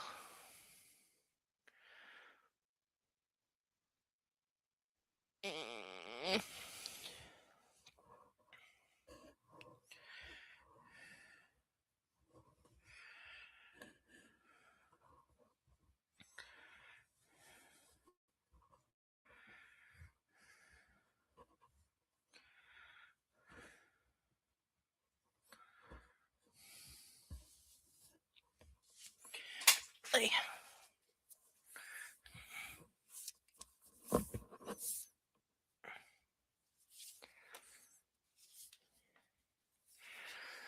Chapter 3. The Bradford Family Estate, Charlemont. The Amdega, AMDEGA, Mansion Conservatory was an extension of Easterly's southern flank, and as such, no cost had been spared when it was added back in 1956. The construction was a Gothic-style masterpiece. Its delicate skeleton of white-painted bones supported hundreds of panes and panels of glass, creating an interior that was bigger and more finished than the farmhouse Lizzie lived in. With a slate floor and a sitting area with sofas and armchairs done in Colfax and Fowler, there were hip height beds of specimen flowers down the long sides and potted greenery in each of the corridors. But that was all just for show. The true horticultural work, the germination and rehabilitation, the nurturing and pruning was done far from the family's eyes in the greenhouses. Foreign language alert. Wo snad da Rosen where Walschen men Rosen? I think that's German. I don't know. Lizzie popped the top off another cardboard box that was as long as a basketball player's leg. Inside 24 white hydrangea stalks were wrapped individually in plastic, their heads protected with collars of delicate cardboard. This is the whole delivery, so they've got to be in here. Ich bis sein sen Wörter Deutschen Kusinsei. I'm going to just say German words from now on. Okay, you need to switch to English. This can't be everything. Greta von Schlieber held up a bundle of tiny pale pink blooms that was wrapped in a page of the Columbian newspaper. We're not going to make it. You say that every year. This time I'm right. Greta pushed her heavy tortoiseshell glasses up higher on her nose and eyed the stack of 25 more boxes. I'm telling you, we're in trouble. And this was the essence of her and her work partner's relationship. Starting with the whole pessimism, optimism routine, Greta was pretty much everything Lizzie wasn't. For one, the woman was European, not American, her German accent cutting into her pronunciation in spite of the fact she'd been in the States for 30 years. She was also married to a great man, the mother of 3 fantastic children in their 20s, and had enough money that not only did she not have to work, but those 2 boys and a girl of hers didn't have to either. No Yaris for her. Her ride was a black Mercedes station wagon, and the diamond ring she wore with her wedding band was big enough to rival the Bradfords. Why would you be wearing a ring like that when you work in gardening? Oh, and unlike Lizzie, her blonde hair was cut short as a man's, which was something to envy when you were stuck pulling your own back, trying and tying it with whatever you could get your hands on. Trash bag twist ties, floral wire, the rubber bands off bunches of broccoli. The one thing they did have in common, neither of them could stand to be immobile, unoccupied, or unproductive for even a second. They had been working together at BFE for almost 5 years. No longer. 7. Oh God, it was close to 10 now. And Lizzie couldn't fathom life without the woman. Even though sometimes she wished Greta could be half full instead of half empty kind of gal. More words in German. Did you just say we're in trouble again? More German. Lizzie rolled her eyes but fell into the adrenal trap, glancing over the assembly line they'd set up. Down the 60-foot-long center of the greenhouse, the double row of folding tables had been lined up, and on them were 75 sterling silver bouquet bowls the size of ice buckets. The gleam was so bright, Lizzie wished she hadn't left her sunglasses in her car. And she also wished she didn't have to deal with all this in addition to the knowledge that Lane Baldwin was probably landing at the airport at this very instant. Like she needed that pressure as well. As her head began to pound, she tried to focus on what she could control. Unfortunately, that only left her wondering how she and Greta were going to manage to fill those bowls with the $50,000 of flowers that had been delivered, but that still needed to be unpacked, inspected, cleaned, cut, and arranged properly. Then again, this was the crunch that always happened 48 hours before the Derby brunch, or the TDB, as it was called around the estate. Because working at Easterly was like being in the army. Everything was shortened except for the work days. And yes, even with that ambulance this morning, the event was still going on. Like a train, the momentum stopped for no one and nothing in its path. In fact, she and Greta had often said that if nuclear war happened, the only thing left after the mushroom cloud dissipated would be cockroaches, Twinkies, and TDB. Jokes aside, the brunch was so long-standing and exclusive, it was its own proper name, and slots on the guest list were guarded and passed down the generation as heirlooms. A gathering of 700 of the city's and the nation's wealthiest people, political elite, and political elite. The crowd mingled and milled around Easterly's gardens, drinking mint juleps and mimosas for only 2 hours before departing for the steeple downs for thoroughbred racing's biggest day and the first leg of the Triple Crown. The rules of the brunch were short and sweet. Ladies had to wear hats, no photographs or photographers were allowed, and it didn't matter whether you were in Phantom Drophead or in a Phantom Drophead. I'm now assuming this is a car. It didn't matter if you were in a Phantom Drophead or a corporate limousine, all cars were parked in the meadow at the bottom of the hill, and all people filed into vans that ran them up to the front door of the estate.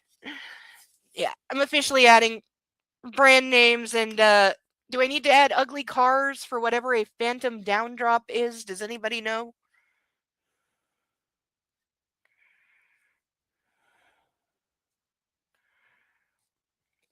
Okay, brand names, I think we're currently at about 7. It's ugly? Oh, I've heard of a Rolls-Royce Phantom, but that's a very nice car. It is an ugly car. It might be a Rolls-Royce. Yes, I've heard of a Rolls-Royce Phantom, but not a Phantom Dead Drop, so I don't know. But, yeah. Let's see, should I go with ugly cars or just rich cars? Expensive cars.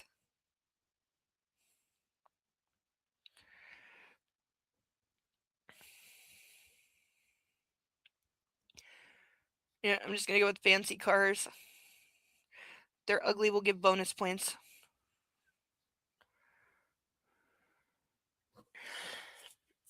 Oh, rich and ugly can definitely be the same thing. Oh yeah. There seems to be a there's like you know the hot versus crazy graph? There's like excessive amount of money spent, ugliness of car. There's a line. Like for some reason with some brands of cars, the more expensive they get, the uglier they get. Yeah, the Cybertruck being a fucking perfect example of this. Because they are the ugliest pieces of shit. And they're fucking expensive. Like, for reasons nobody can quite explain. Like, why do they cost what they cost? And by the way, did anyone else see the body cam video? There was an idiot, old guy, who for like the 3rd time got his Tesla car, or not Tesla, Cybertruck, stuck in the ocean. Because apparently it can drive in water, but only for like a few inches. And he kept taking it too deep. And then it would die and get stuck in the ocean. And so they were like having to tow it out again. And he'd been told like repeatedly not to do it because this is also like on a public beach. It's like, dude, what the fuck?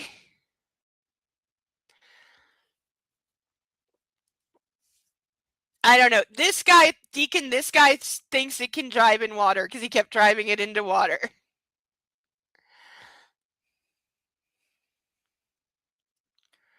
He wants to see if it's waterproof or something. Yeah, something like that. I don't know. He's a crazy old guy.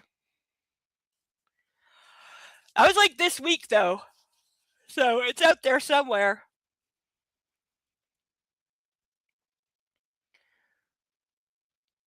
Well, almost all people. The only folks who didn't have to take the shuttle? Governors. Any of the presidents, if they came. And the head coach of the University of Charlemagne's men's basketball team. In Kentucky, if you were either U of C red or Kentucky University blue, and basketball mattered whether you were rich or poor. The Branfords were U of C Eagles fans. It was almost Shakespearean that their rivals in the bourbon business, the Suttons, were all about the KU Tigers. Okay, so we know who the bad guys are going to set up to be. Somebody with the last name Sutton. I can hear you muttering, Lizzie said. Think positive. We've got this. More words in German. Greta announced as she popped the top on another carton. Last year they shortchanged us. One half of the double doors that opened into the house swung wide, and Mr. Newark Harris, the butler, came in like a cold draft. At 5 feet 6 inches, he appeared much taller in his black suit and tie. Then again, maybe the illusion was because of his perma-raised eyebrows, a function of him being on the verge of uttering, "You stupid American," after everything he said. A total throwback to the centuries-old tradition of the proper English servant, he'd not only been born and trained in London, but had served as footman for Queen Elizabeth II at Buckingham Palace, and then as butler for Prince Edward, Earl of Wessex, at Bagshot Park. The House of Windsor pedigree had been the linchpin of his hiring the year before. Certainly hadn't been his personality. Mrs. Baldwin is out at the pool house. He addressed only Lizzie. Greta, as a German national who still rocked that Z-centric accent, was persona non grata to him. Please take a bouquet out to her. Thank you. And poof, he was back out the door, closing things up silently. What is Z-centric? What? I feel like that was something racist. You have to explain a comic book character to your friend? Good luck!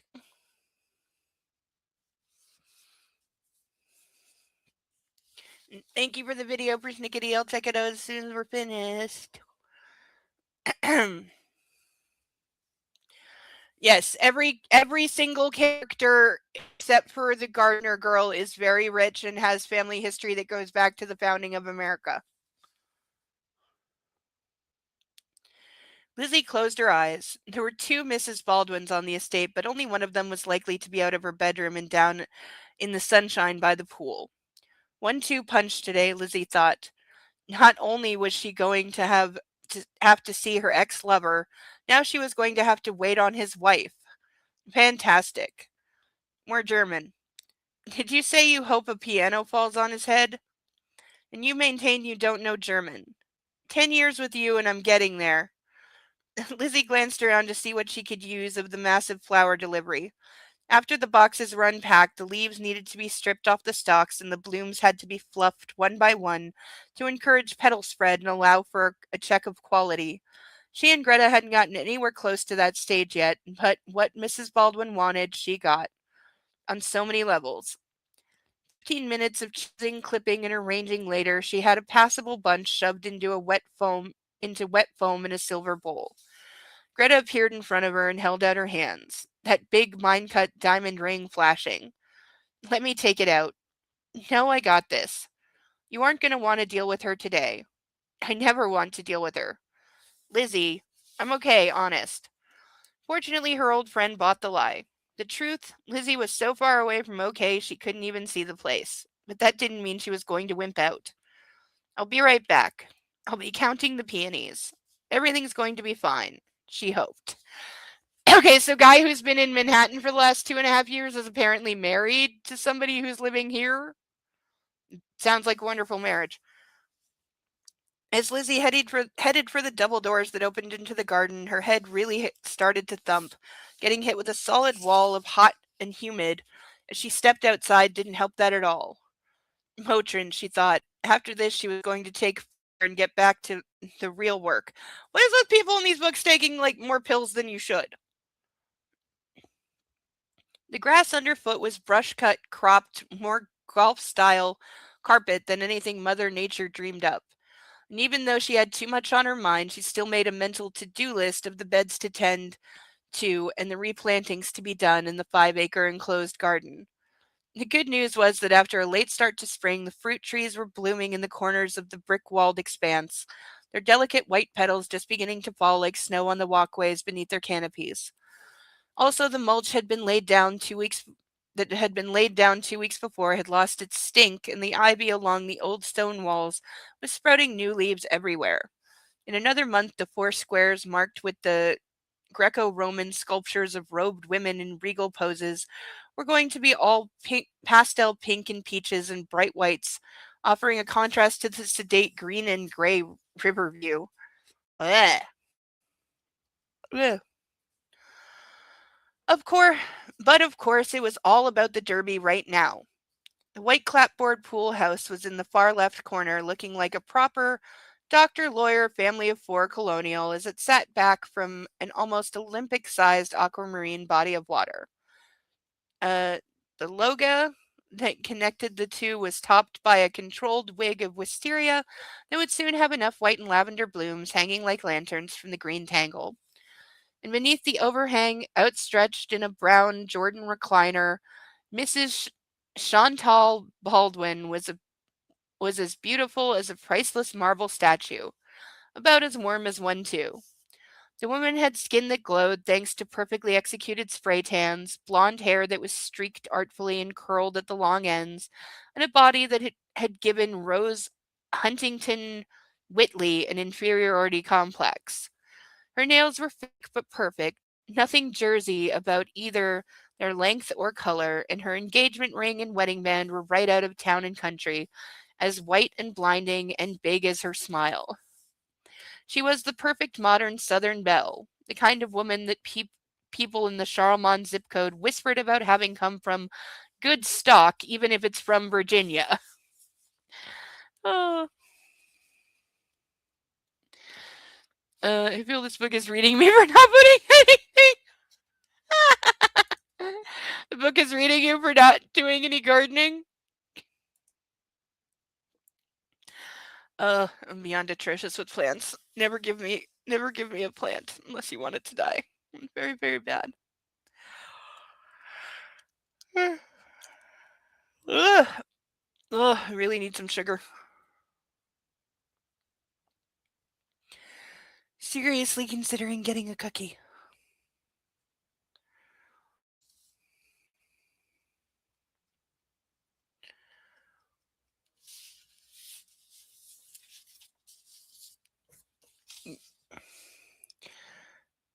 Lizzie had long wondered if the Bradfords checked the teeth of the debutantes their son went out with, like you did with thoroughbreds.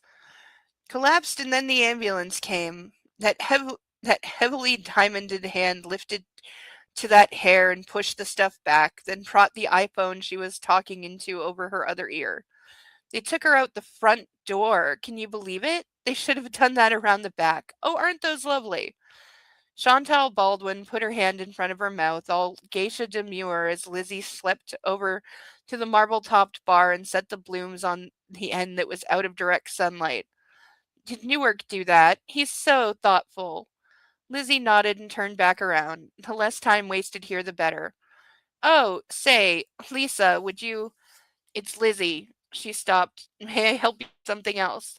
Would you be so kind as to get me some more of this? The woman nodded to the pitcher that was half full. The ice is melted and the flavors become watered down. I'm leaving for the club for lunch, but not for another hour. Thank you so much.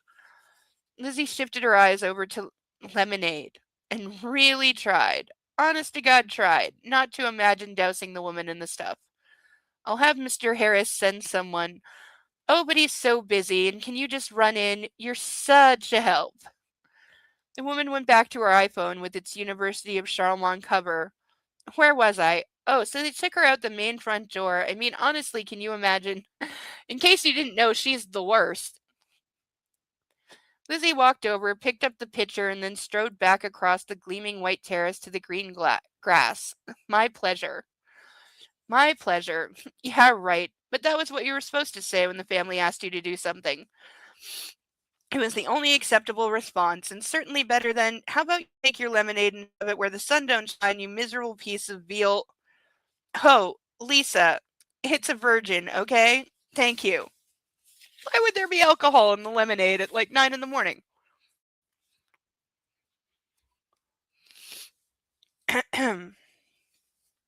Lizzie just kept going, tossing another my pleasure grenade over her shoulder. Approaching the mansion, she had to pick her point of entry. As a member of staff, she wasn't allowed to enter through the four mains: front, side library, rear dining room, rear game room. And she was discouraged from using any other doors but the kitchens and utility rooms, although she got a pass if she was delivering the 3 times weekly house bouquets around. Yeah, can you imagine having bouquets all over your fresh flower bouquets all over your house 3 times a week? Like, it's insane. She chose the door that was halfway between the dining room and the kitchen because she refused to reroute all the way around the other staff entrances. Stepping into the cool interior, she kept her head down, not because she was worried about pissing someone off, but because she was hoping and praying to get in and out without getting caught by, I wondered if you'd be here today. Lizzie froze like a burglar and then felt the sheen of tears prick the corners of her eyes. She was not going to cry, not in front of Lane Baldwin, and not because of him. Squaring her shoulders, she kicked up her chin and started to turn around. Before she even met Lane's eyes for the first time since she told him to go to hell when she'd ended their relationship, she knew 3 things. 1, he was going to look exactly the same as he had before. 2, that was not going to be good news for her. And 3, if she had any brains in her head at all, she would put what he'd done to her almost 2 years ago on auto loop and think about nothing else. Leopards, spots, and all that. Oh, crap. Did he have to still look that good? Oh, great. We got another female that just sees a hot guy and just falls apart. Nobody is that good looking. Ugh.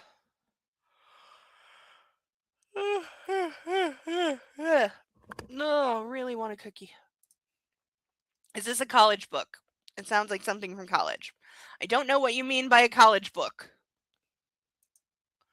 It was not written by somebody in college. The author's way older than that. Also, the author has about 25 previous books under her belt before getting to this. So, quite a lot.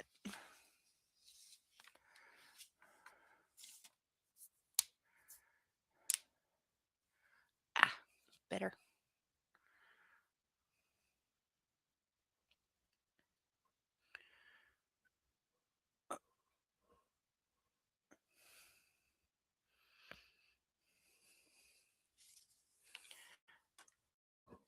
Uh,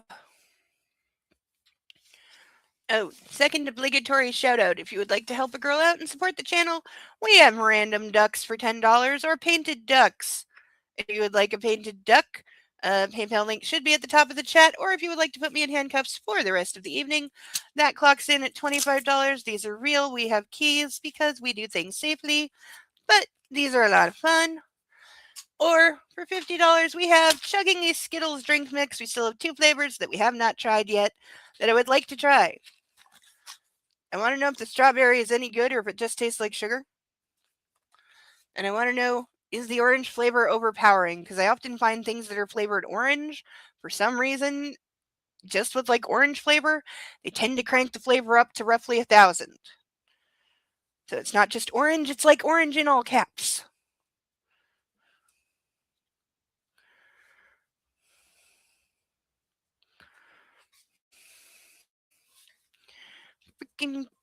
Freaking bra, why you gotta be messing with me?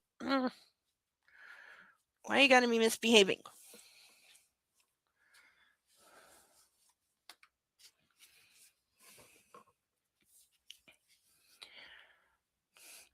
Lane couldn't remember much about his walking into Easterly for the first time in forever. Nothing had really registered.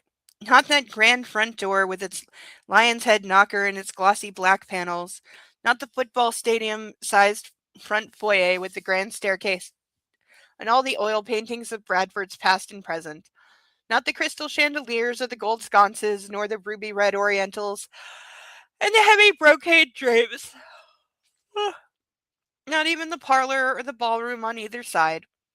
Easterly's southern elegance, coupled with that perennial sweet lemon scent of old fashioned floor polish, was like a fine suit of clothes that once put on in the morning was unnoticeable throughout the rest of the day because it was tailor fit to your every muscle and bone.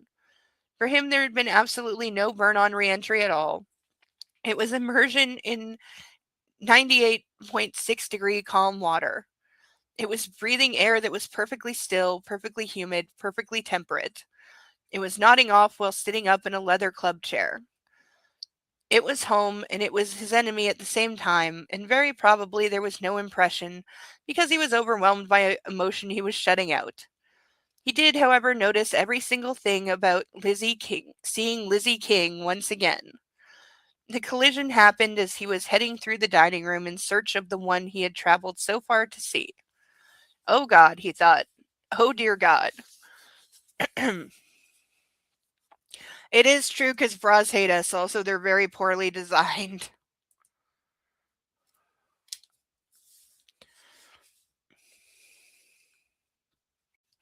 Where's my puppy? I think he's gone in search of food.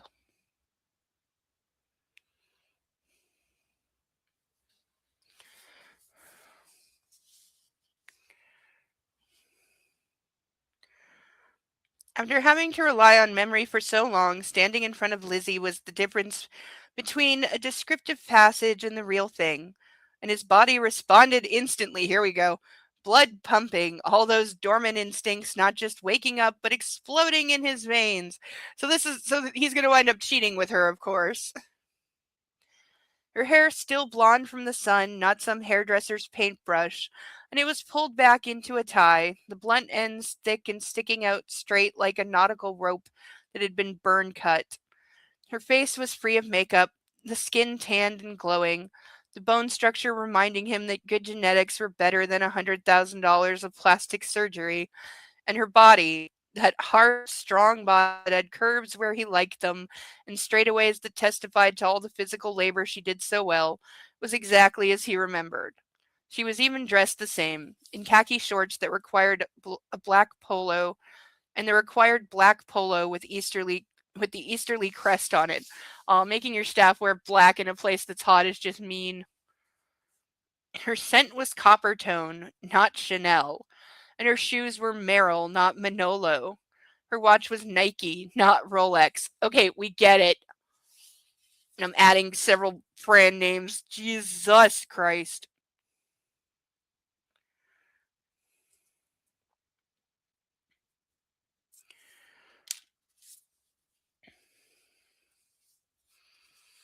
To him, she was the most beautiful, best dressed woman he'd ever seen.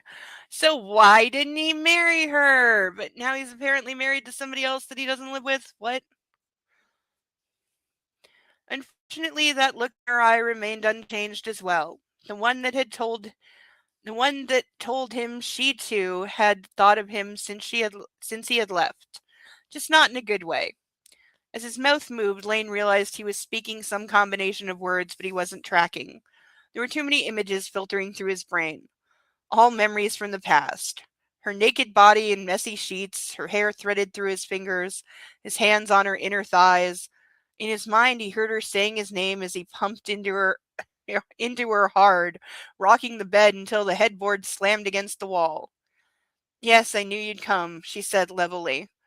Talk about different wavelengths. He was off kilter down to his coochies in the midst of reliving their relationship, and she was utterly unaffected by his presence.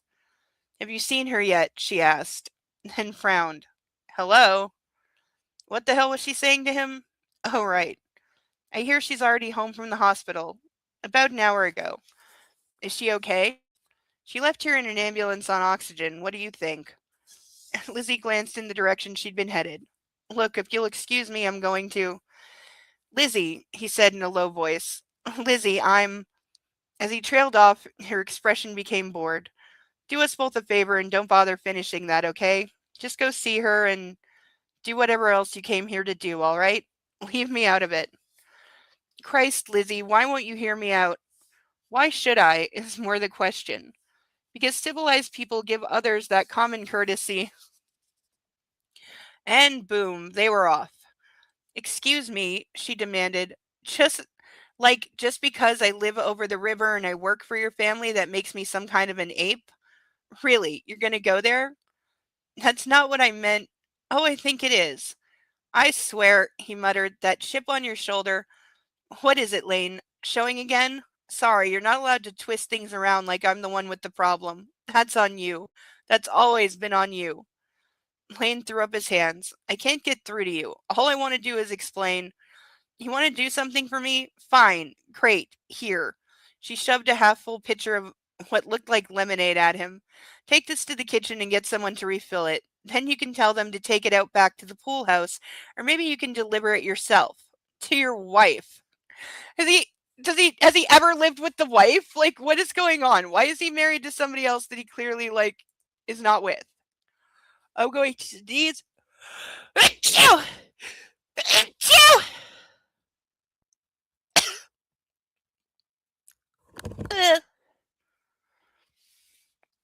And wow, we have wow, Cethel, you're a little wow. Try not to sneeze again, but holy cow. Okay, we've got some things to do because wow. Okay. I get to choose what I want. Okay, give me a sec. My brain has to do math. We're definitely having a drink. So let's start with that. We're having a drink. And we're definitely gonna get some new ducks. But I'll get to that. Let's start with making a drink. Oh, did I get a spoon? Did I not remember a spoon? I never remember a spoon. I think I have one somewhere. That's a fork. Don't ask why there's random cutlery. I stopped asking that a while ago. But I swear I saw a spoon on here somewhere. I have so much crap on my desk. But every now and then it's useful to have all the crap on your desk.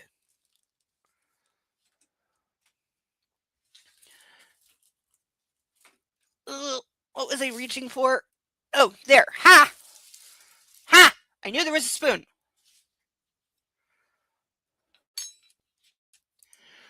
I kind of want to write a fake brand name into a book for no reason, just to see if people would buy into the idea. Yeah, no, you could totally get away with that. That would 100% work. 100%. Ugh, sniffy.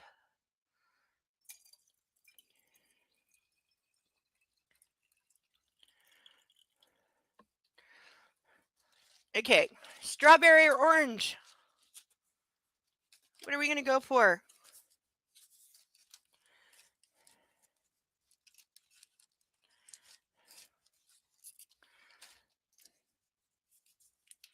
Okay.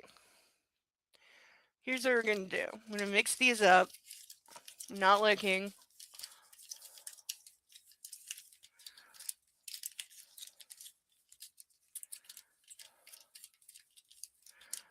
Okay. I don't know which is which. So we're going to do eeny, meeny, miny, mo, catch a tiger by the toe. If he hollers, let him go. Eeny, meeny, miny, mo. We're doing this one. We're doing strawberry.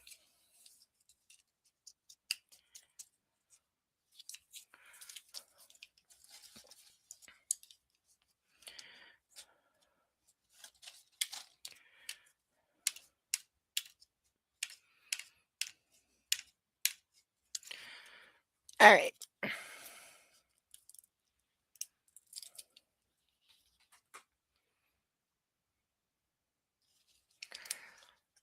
All right. Let's see. We have normal water.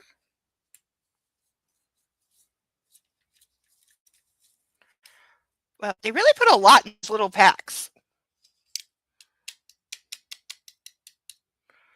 Well, it's deeply red already.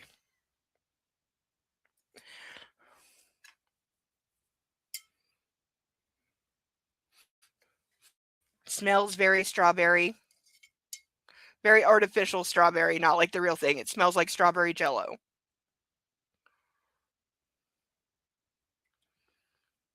Come on, little bits. Get all mixed in. Come on. Come on, mix, mix, mix. It's very, very deeply red. Like, that is some red color. That is some red dye number 5.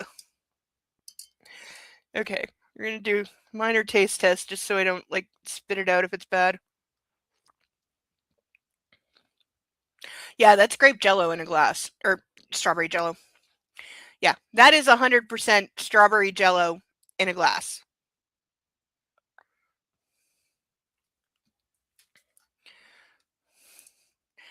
It means it might have some skunk glands. Yes, that's a thing, at least in the US. What? What in the what now, girly?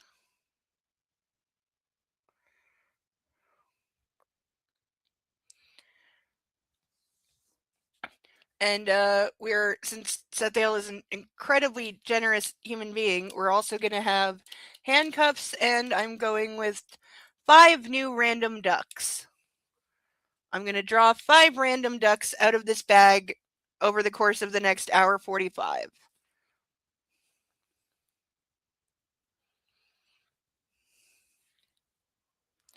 Ugh. All right. Because drinking 2 of these in one go seems like a bad idea. But maybe we'll still get to the orange. We'll see. Or maybe we'll get the orange next week. We'll see. It's our last one left, but we'll see. But I decided to spread it out and do everything. I don't have time to tell jokes. Yes, in the US, for some parts of skunk stuff. In what, though? In Jell-O? In red food dye? In Skittles? What? All right. But for now, we got this lovely red strawberry Jell-O in a glass. And as always, here's to us, here's to love, here's to all the times that we fucked up.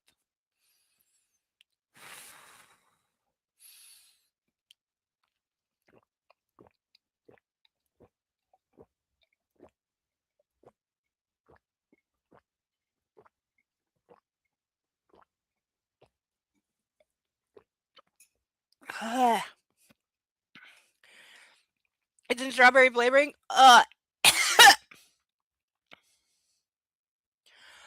Wow, that's okay. There's the usual overwhelming amount of sugar taste. It's really competing with the strawberry taste. But that is some very, very artificial strawberry. Points for effort, because yeah, now the sugar taste is gone. I can really get the strawberry, but it is the most artificial tasting strawberry. This does not taste at all like real strawberries. They didn't even try for real strawberry taste. Nope. This is the flavor that lets you know this is some lab-made strawberry flavor. It tastes like gum. It tastes like strawberry gum and like cherry Trident a little bit. You know, strawberry cherry flavor, they're not terribly far off from each other.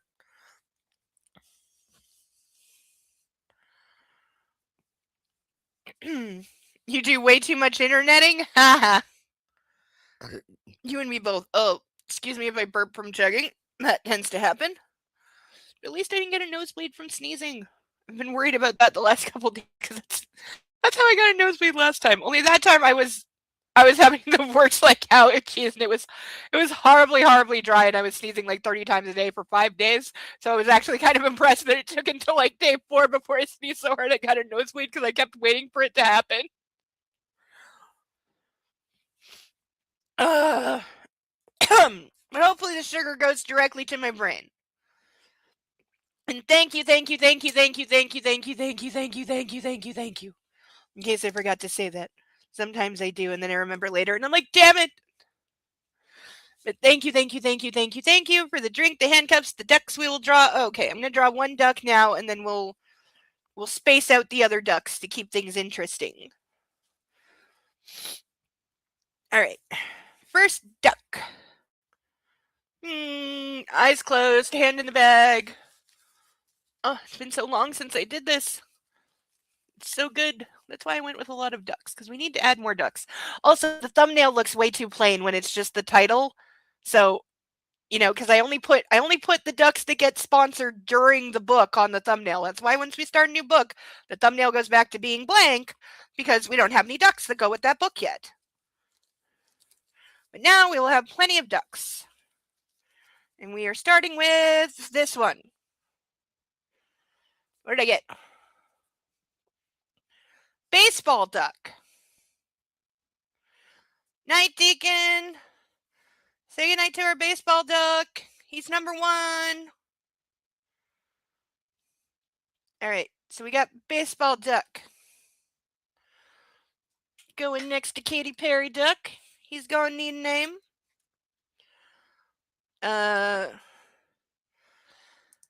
Off the top of my head, for some reason, I'm thinking Calvin, but, make suggestions. Of course, Sethale bought the duck, so he gets first right naming rights.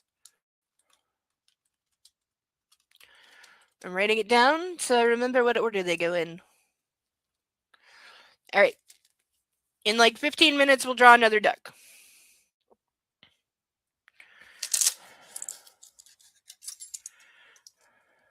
See, we have a key. It's going right here in front of me, and in case it magically falls off my desk, there's a key on a string in front of me that I can reach at all times in case of emergency, because, as I said, we practice safety here. Oh, want to hear something really stupid that I heard on a body cam video today? Swear to God. The AI narration actually said, so-and-so slipped out of their cuffs, forcing police to double lock them. I'm like, they're supposed to do that anyway.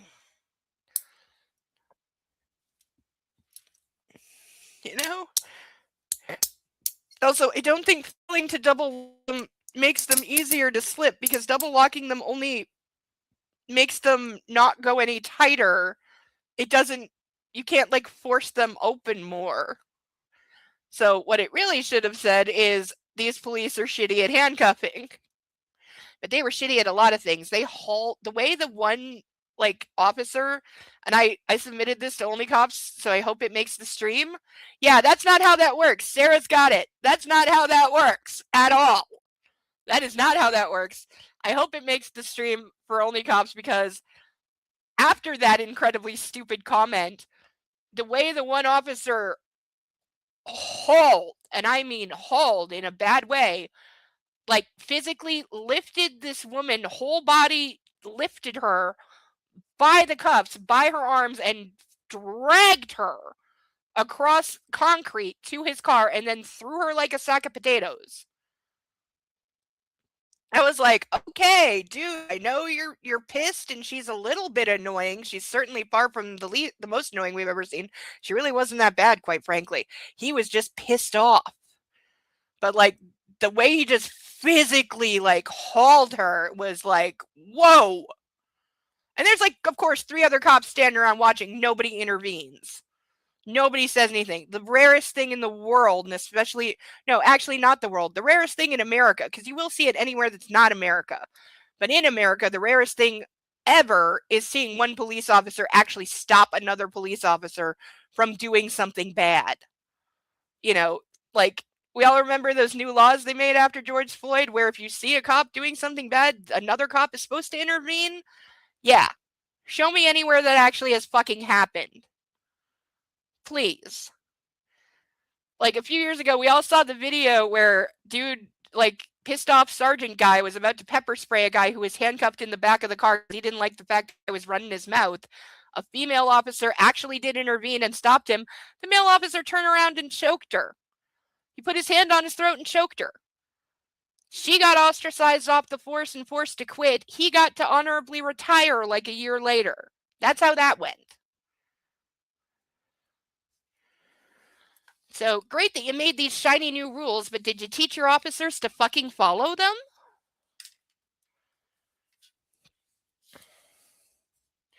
All right, now I'm very comfy. These are actually very comfy. I have slept with these on.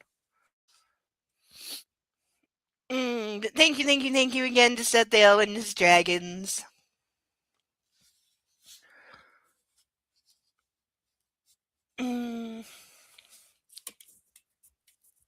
It.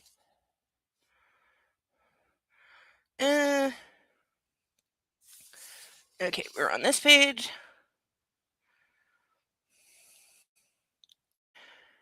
With that, she spun around and punched out the nearest door, and as she strode off across the lawn towards the conservatory, he couldn't decide what held more appeal, putting his head into the wall, throwing the pitcher, or doing a combination of both. He picked option 4. Goddamn motherfucking shit. Sir, may I be of service? At the British accent, Lane glanced over at the 50-year-old man who dressed like he was the front of house of a funeral parlor. Who the hell are you? Mr. Harris, sir. I'm Newark Harris, the butler. The guy bowed at the waist. What do we bet we get the butler did it murder in here somewhere? The pilots were kind enough to call ahead that you were en route. May I attend to your luggage? I don't have any. Very good, sir. Your room is in order. If you require aught further than your wardrobe upstairs, it will be my pleasure to procure any necessities for you. God, there would be a weirdness to having service like this. Like, I think I would be weirded out for a very, very long time by it. Oh no, Lane thought. Nope, he was not staying. He knew damn well what weekend was coming up, and the purpose for his visit had nothing to do with the Derby social circus. He shoved the pitcher at Mr. Dandyman. I don't know what's in here, and I don't care. Just fill it up and take it where it belongs. My pleasure, sir. Will you be requiring... Great, the world's vaguest instructions. No, that's it. The man seemed surprised as Lane pushed past him and headed in the direction of the staff part of the house. But of course the Englishman didn't question him, which, considering the mood he was in, not only was the proper butler etiquette, but it would fall under the self-preservation rubric as well. 2 minutes in the house. 2 damn minutes. And he was already nuclear. I can do's words. End of chapter. See, isn't it nice when chapters have consistent goddamn lengths? Because so far they are exactly, well, almost all the chapters so far are 8 to 10 pages. That's how long a chapter should be. You shouldn't have chapters that are 2 pages followed by a chapter that is 37 pages, followed by 3 pages and 1 page. Remember, there were pages in the 50 Shades books there were chapters that were 1 page. This happened more than once. Like, I think there was upwards of a dozen chapters that were under 5 pages. How do you do that? It's not a chapter. It's a blurb. Ugh.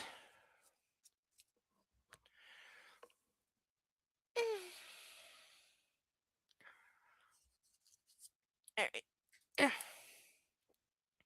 Yeah, I predicted we would get to chapter 5. I think we're gonna blow past that because it's only like 10:30. We got an hour and a half left, so we might get to chapter 6 or 7. We'll see. It's probably because this is so much of an easier read. Like, they might have a couple sentence structure issues, but for the most part, it's a much easier read.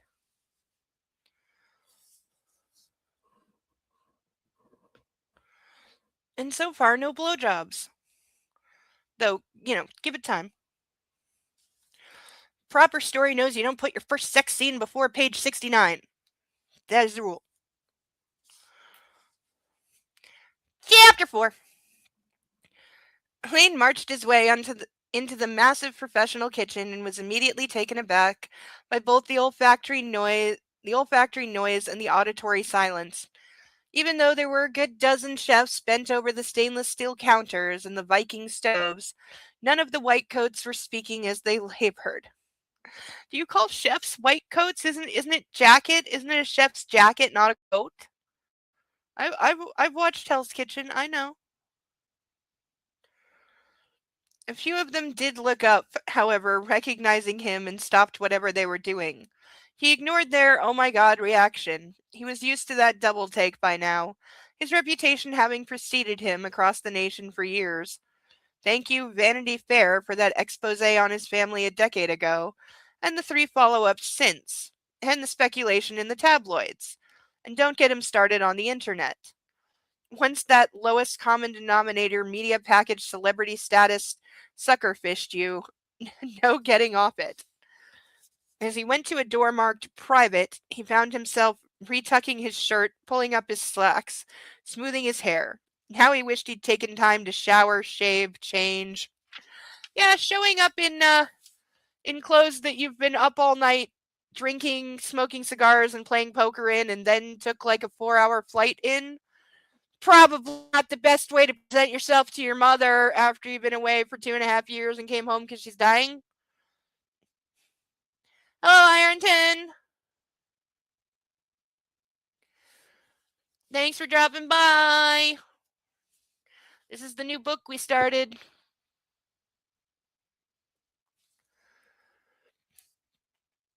And he really wished that meeting with Lizzie had gone better, like he needed another thing on his mind. His knock was quiet, respectful. The response he got was not. "What are you knocking for?" barked the southern female voice. Lane frowned as he pushed open the door, and then he stopped dead. Miss Aurora was at her stove, the hot oil smell and snare drum crackle of chicken frying in a pan rising into the air in front of her. Her weave done in a short bob of super tight black curls, her housecoat the same one he'd seen her in when he'd left to go up north. All he had to do was blink and wonder whether someone had played a sick joke on him. "Well, don't just stand there," she snapped at him. "Wash y'all hands and get out the trays. I'm 5 minutes out." Right. He expected to find her laying in bed with a sheet up to her chest and a fading light in her eyes as her beloved Jesus came for her. Lane snapped out of it. "I'm not dead yet." He rubbed the bridge of his nose as a wave of exhaustion sandbagged him. "Yes, ma'am."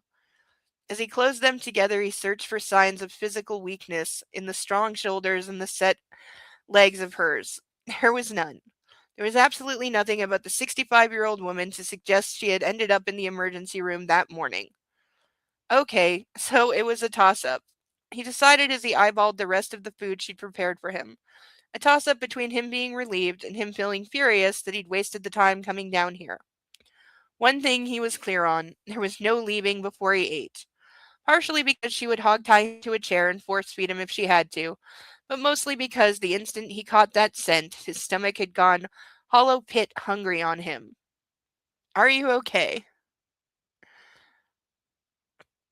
The glare she sent him suggested if he wanted to continue that line of questioning, she'd be more than happy to spank him until he shut his pie hole. "Roger that, ma'am," he thought. Crossing the shallow space, he found that the TV trays the two of them had always eaten off of were exactly where he'd last seen them. Over in the corner, propped up between the entertainment console and the bookcase that was set at an angle. The pair of Barca loungers were the same too, each one in front of a tall window, crocheted doilies draped over the tops of draped over the tops where the backs of heads went. Pictures of children were everywhere and in all kinds of frames, and amid the beautiful dark faces there were pale ones too. There was him at his kindergarten graduation, his brother Max scoring a goal in lacrosse, his sister Jin dressed up as a milkmaid in a school play, his older brother Edward in a tie and jacket for his senior picture at UVA. "Good Lord, you're too thin, boy," Miss Aurora muttered as she went to stir a pot that he knew was filled with green beans cooked with cubes of ham. "Don't they have food up there in New York?" "Not like this, ma'am." The sound she made in the back of her throat was like a Chevy backfiring. "Get the plates." "Yes, ma'am." He discovered his hands were shaking as he took two out of the cupboard and they rattled together. Unlike the woman who had birthed him, who was no doubt upstairs, resting in a medicated haze of "I'm not addicted because my doctor gave me the pills," Miss Aurora had always seemed both ageless and strong as a superhero. The idea that the cancer was back. So he's got one of like the nanny slash chef is his real mommy going on because we need to do all the cliches. Hell, he couldn't fathom having had it in the first place, but he wasn't fooling himself. That had to be the reason for the collapse. After he'd gotten the silver and the napkins on the trays and poured them both a sweet tea, he went over and sat on the chair to the right. You shouldn't be cooking, he said as she started to plate up. And you shouldn't have been gone so long. What's wrong with you? Definitely not on her deathbed, he thought. What did the doctor say? He asked. Nothing worth hearing, in my opinion. She brought over all kinds of heap to heaven. Now be quiet and eat. Yes, ma'am. Oh, sweet Jesus, he thought as he stared down at his plate. Fried okra, chitterlings, potato cakes, beans in that pork boil, and the fried chicken. What are chitterlings? I'm fairly certain I'm saying that right. As his stomach let out a roar of starvation, she laughed. But he didn't, and abruptly he had to clear his throat. This was home. Food prepared by this specific woman was home. He'd had exactly what was on his plate all his life, especially back in the years before his mother had retreated from everything and she and his father had been out 5 nights a week socializing.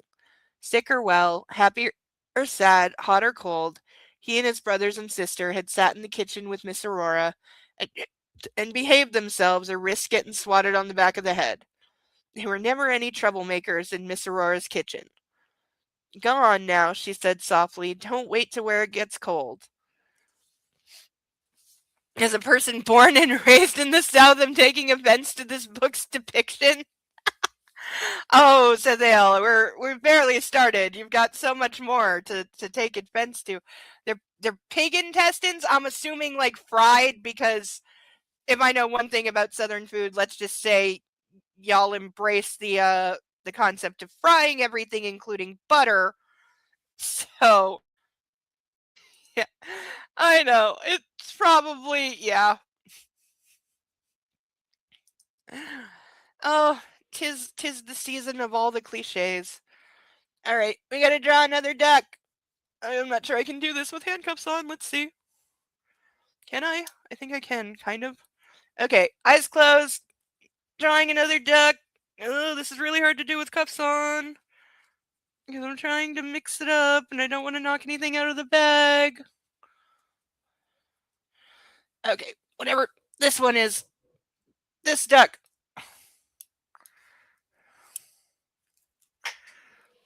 What did we get? Oh, this is the from the posters. The I Want You posters in America. Uncle Sam. That's who I'm trying to think of. We've got Uncle Sam Duck. Why do I have scratches in my hand? What did I do? Oh, no, it's just red stuff. There's something red in the bag. Yeah, because it's just like, maybe it's paint off the duck. Yeah, it's just flicks. They're typically stewed or pan fried. Okay. So now we have Uncle Sam Duck.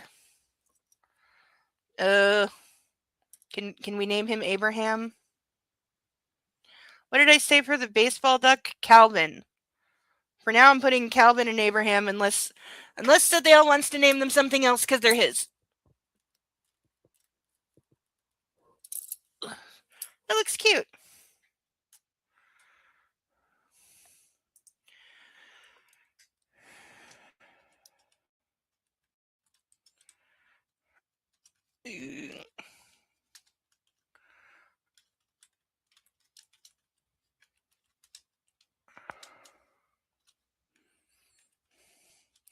Okay, I will look up how to spell that properly later. Because sorry, but not a president in this country, so I don't know how to spell it.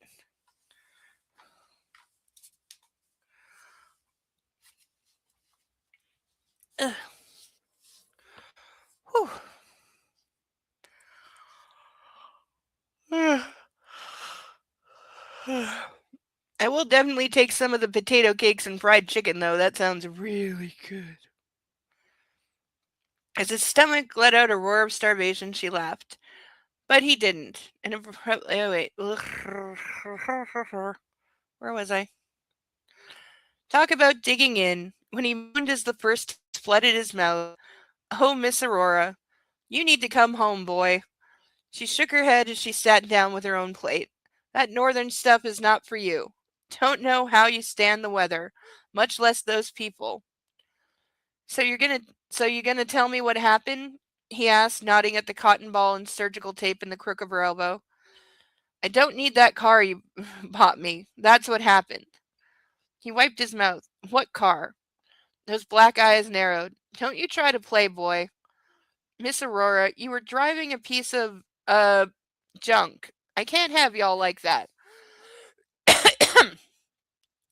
He could hear the southern creeping back into his voice. Didn't take long, did it? My Malibu is perfectly fine.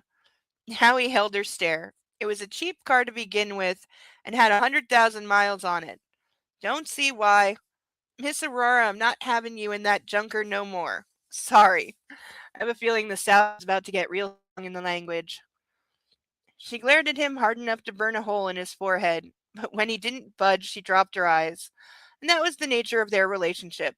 Two hard heads, neither of whom was willing to give an inch about anything, except to the other one. I don't need a Mercedes, she muttered. Four-wheel drive, ma'am. I don't like the color. It's unholy. Pull. It's UFC red and you love it. As she grumped again, he knew the truth. She adored the new car. Her sister, Miss Patience, had called him up and told him that Miss Aurora had been driving the E350 4MATIC all around town. What? Is that even a car? This is a car. E350 4 and then in all caps MATIC. When did they stop just naming cars like simple shit? When did this happen? Of course, Miss Aurora never dialed him to thank him, and he'd been expecting this protest. She'd always been too proud to accept anything for free. But Miss Aurora also didn't want to upset him, and he knew he was right. So what happened this morning with you? Not a question on his part. He was done with that. I just got a little lightheaded. They said you passed out. I'm fine. They said the cancer's back. Who is they? Miss Aurora.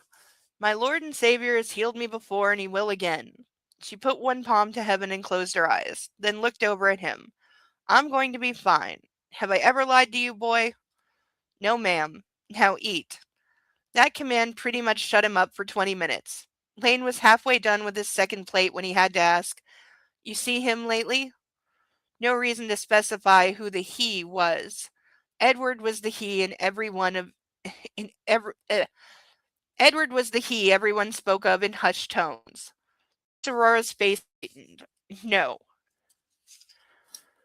An E350 is a Mercedes? 4MATIC is a high-end engine package. Okay. I don't really know what an engine package is, but I guess it makes sense. But, we're adding to name drop.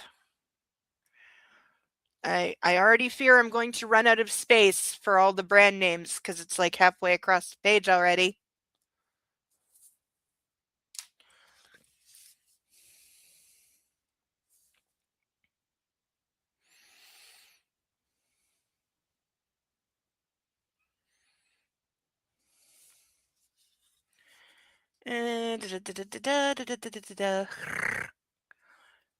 There was another long period of silence. Y'all gonna go see him while you're here? She asked. No. Somebody's gotta. Won't make any difference. Besides, I should get back to New York. I really came here only to check if you were okay. You're gonna go see him before you go back north. Lane shut his eyes. After a moment, he said, Yes, ma'am. Good boy. After a serving of thirds, Lane cleared their plates and had to ignore the fact that Miss Aurora appeared not to have eaten anything at all. The conversation then turned to her nieces and nephews, her sisters and brothers, of which there were 11, and the fact that her father Tom had finally died at the age of 86. She called Aurora Tom's She was called Aurora Toms because she was one of Tom's kids. Word had it Word had it, in addition to the 12 he'd had with his wife, there were countless others outside the marriage. Lane had met the man at Miss Aurora's church from time to time, and he'd been a larger-than-life character, as deep south as Mississippi and as charismatic as a preacher, as handsome as sin. Why are we getting 3 descriptions of everybody? What is that? Not that he was being arrogant, but Lane knew he'd always been her favorite, and he figured out that father of hers was the reason she indulged him so much. Like her dad, he had also been called too handsome for his own good all his life, and he'd sure done his share of womanizing. Back in his 20s, Lane had been right there with good old Mr. Tom's. Lizzie had cured him of all that, kind of in the way an embankment would stop a speeding car. You go up and greet your mama before you leave too, Miss Aurora announced after she'd washed and put away their dishes and silverware. He left the frying pan and pots and he left the frying pan and pots on her stove. He knew better than to touch them. Pivoting around, he folded the dish towel and leaned back against the steel sink. She put her palm out from her bark lounger. You need to save it.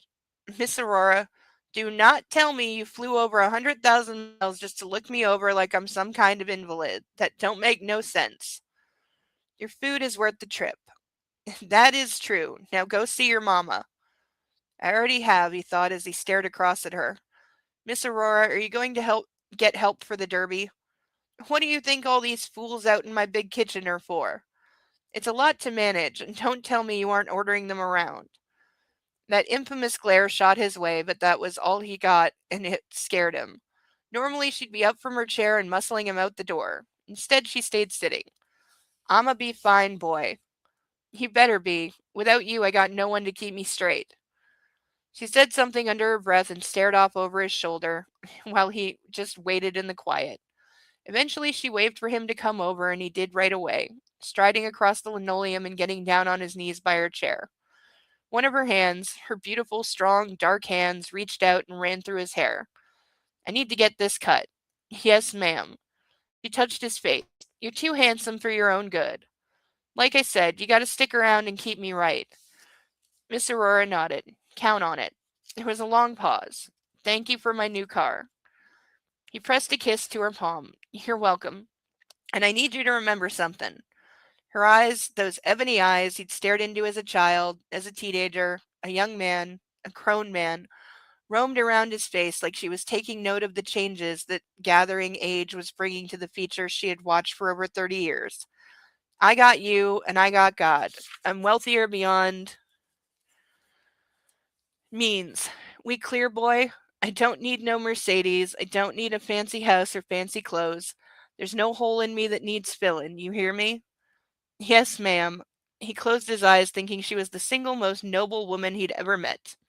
Well, she and Lizzie, that is. I hear you, ma'am, he said hoarsely. Okay, so we've established we have the Southern cook who helped raise him that was more of a mother than his actual mother, who is your stereotypical, probably also generational Southern belle who is now, you know, pill popping, too much Xanax kind of woman.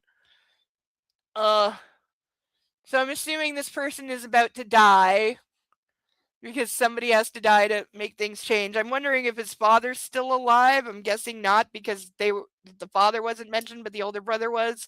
So that kind of implies the older brother's like in charge now, but also something's messed up with him, like we couldn't tell.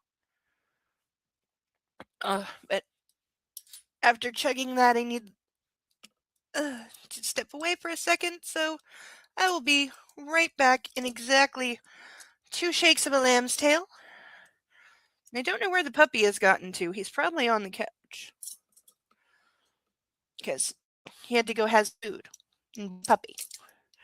But I shall be right back And we will draw another duck. So, to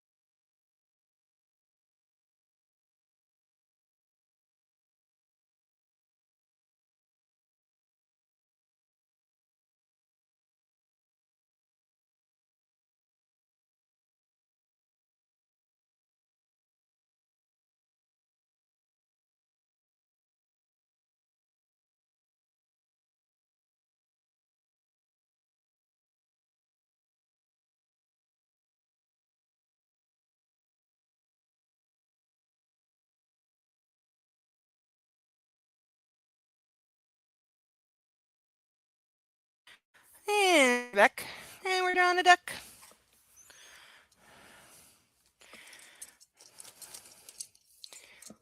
Okay, eyes closed, hand in the bag.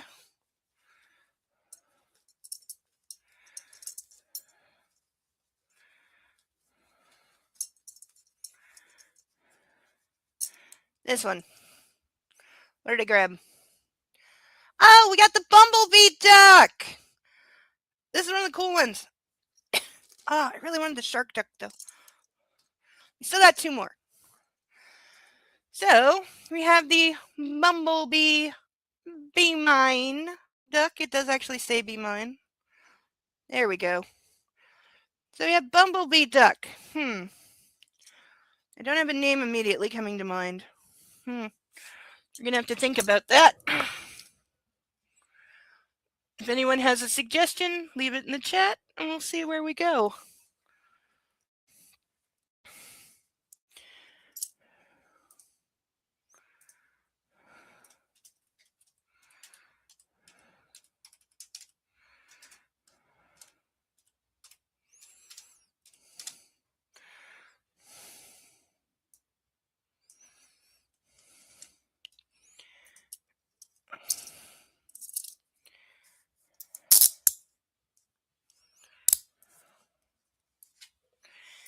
Okay.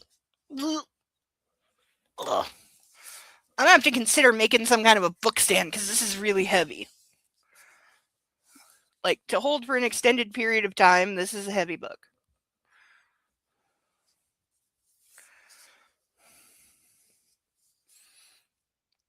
About an hour after the Lemonade Lane run-in, Lizzie left the conservatory with two large arrangements. Mrs. Bradford had always insisted that fresh flowers be in the main public rooms of all the occupied bedrooms. And that standard had been preserved even though she had retreated to her suite about 3 years ago and essentially stayed there. Lizzie liked to think if she continued the practice, maybe little V.E., as the family called her, would once again come down and be the lady of the house. What is with all the abbreviations? Easterly had a good 50 rooms, but many of them were staff offices, staff quarters, and bathrooms, or places like the kitchen, wine cellar, media rooms, or empty guest rooms that didn't require flowering. The first floor bouquets were in good shape. She'd already done a run-through and pulled out the occasional withering rose here or there the night before. These new ones were for the second-story foyer and the big Mr. Mr. Baldwin's room. Mrs. Bradford's base wasn't due to be. Oh, great. So we've got the last names Bradford and Baldwin going on. I'm going to confuse the shit out of those. Wasn't due to be refreshed before tomorrow, as were Chantal's, and would Lane be staying in his wife's room? Probably. And didn't that make her want to vomit? Was it like an arranged marriage or something? Like what is going on?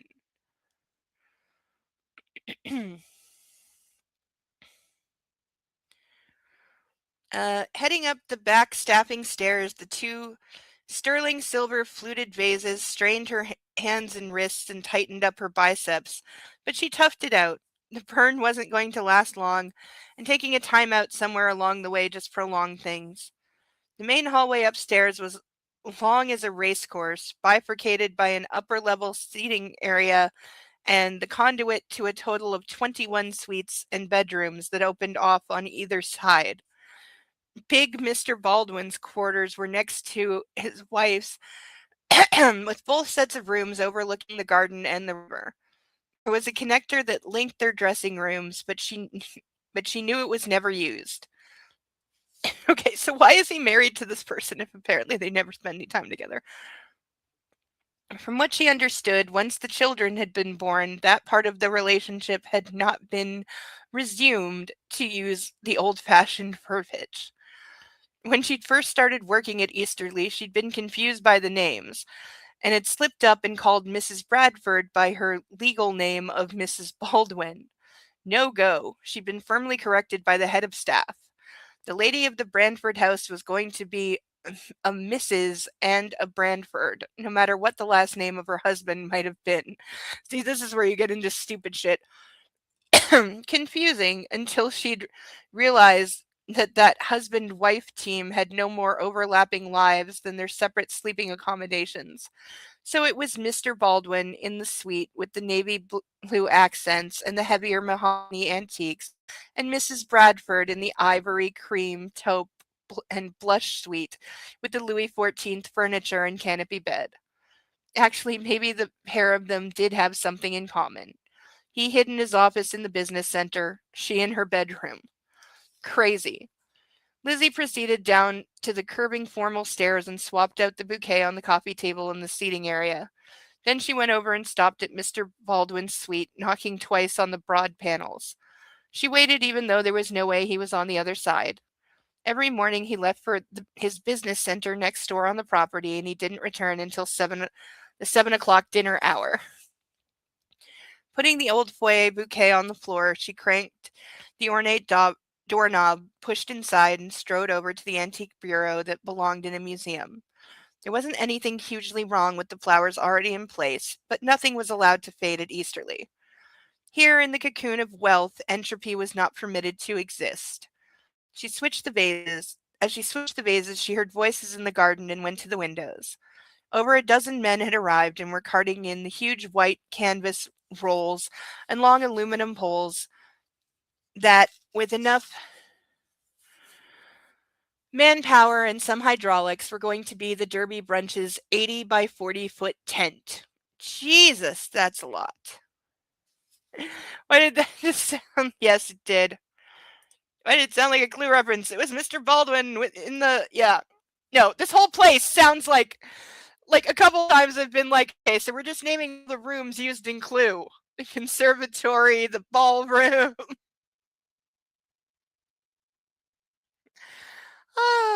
Someday I gotta watch the Clue movie with Tim Curry. I heard it's really funny. Also, just anything with Tim Curry, you know. It's gonna be good, because Tim Curry. You know, anything Tim Curry's in, he makes it better. Like, he is the best part of Home Alone 2. And, like, obviously, Rocky Horror, but and the original It miniseries, which is so much better than the fucking movies that they overhyped the fucking shit out of that were pretty much garbage. Like, you know, sorry, Bill Skarsgård, you put in an epic performance. And most of those kids are, you know, still doing very well and very famous, some of them. But the movies were shit. I don't know why they got so much goddamn hype and everyone was ragging on them. They were fucking shit. They were poorly written. They were very confusingly edited. They were too padded because they're both like 3 goddamn hours, which there's no reason for that at all. And yeah, just no. And the second one especially is just truly bad. You know, the first one is tolerable. The second one though it's fucking shit.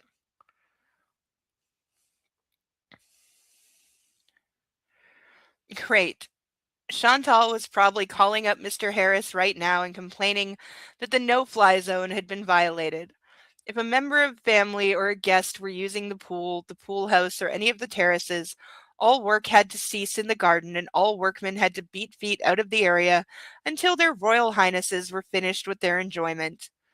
The good news, Greta was out there already corralling the men. The bad news, the German was probably telling them to set it all up right next to where Chantal was sitting. Deliberately. Hearing that confrontation, Lizzie wheeled. She froze as a flash of color caught her eye. What the? Leaning down, she wasn't sure what she was looking at. Like everything at Easterly, William Baldwin's room was spotless. All objects and belongings where they should be. The masculine accoutrements of a powerful businessman in drawers tucked away in shelves, waiting for him in the walk-in wardrobe. So, what was a piece of peach silk doing between the back of the headboard and the wall? Well, she could guess. And the lingerie sure hadn't been taken off Virginia Elizabeth Bradford Baldwin. Lizzie couldn't wait to get out of the room, going across to the door fast, opening it. Oh, I'm so happy to see you. The southern drawl was like fingers on a blackboard, but worse was looking down to the right and seeing Chantal Baldwin throw her arms around Lane's neck and hang off his body. Well, she is his wife, apparently. Fantastic. The two of them were between her and the staff stairs. I can't believe you surprised me like this. The woman took a step back and posed like she wanted him to have a good look at her. I was just down at the pool, but came up because the tent people are here.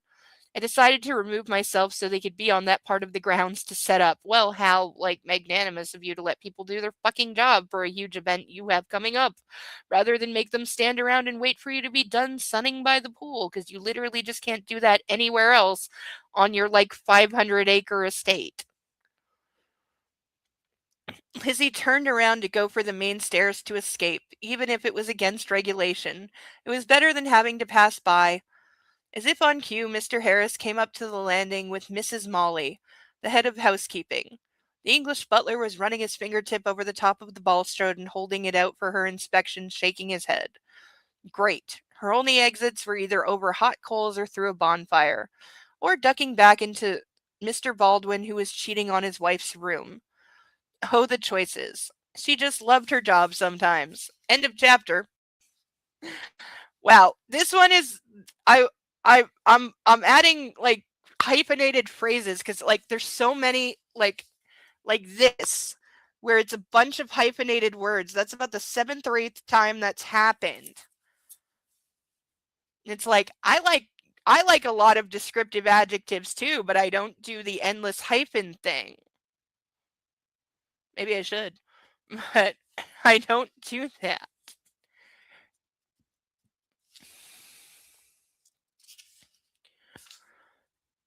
All right, before we start, we're going to draw one more duck, and then I'll do the last duck at half past. Ow. Freaking. Someday I'm going to invent metal clips for a bra that don't dig into your back and wedge themselves under your shoulder blade. I actually had a really good idea for a sex toy the other night, though it probably already exists. I do want to look and see, though, because I think it's a good idea, but I'm sure somebody's already made it. Because, there's really not a lot of variation when it comes to sex toys. It's just a question of material and colors. But hey, for me, at least since since I'm allergic to latex, I'm grateful that more things are being made out of silicone than ever before because it gives me options. When I was first like 18 and looking to buy sex toys, I couldn't literally because everything was fucking latex back then. Everything. Like there were no like silicone toys, and the Pyrex ones are like $100 to start with. So that was out. I was always pissed off because I'm like, latex dildos are $5. Why is everything else so goddamn expensive? This is not fair. It was like with the condoms. It's not fair. All right. Eyes closed. Digging in the bag. Oh, come on. Don't knock anything out. Don't knock anything out of the bag.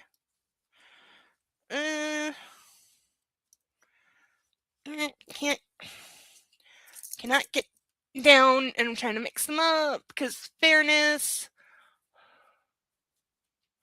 Okay. Whatever is about to fall out. This one.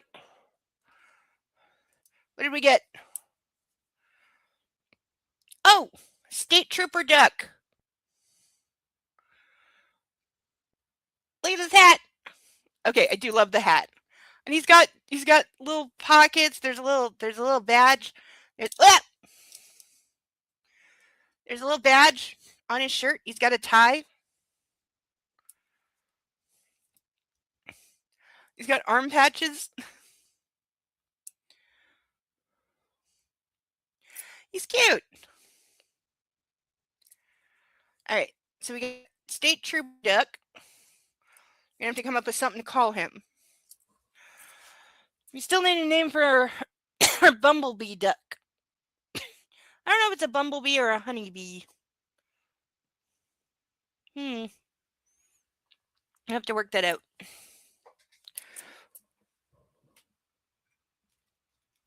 Ugh. Stay. Okay. And half past, we'll do the last duck. Unless we get more ducks.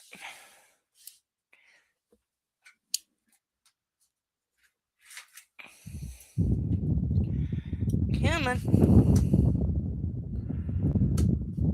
Oh. Okay. Whew. Man. Hot flashes be appropriately named. Alright. Chapter 5. Bradford Bourbon Distillery in Ogden County. I'm assuming that's also in Kentucky. Edwin Mack McAllen Jr. walked along the 40-foot tall... By the way, how many characters am I going to be expected to keep track of? Because I will say, J.R. Ward likes a big cast of characters. Like, in the first Black Dagger Brotherhood book, there are, if I recall, initially 7 members of the Brotherhood. There's like 3 more that get added, and then there's a whole other Brotherhood later for like 15.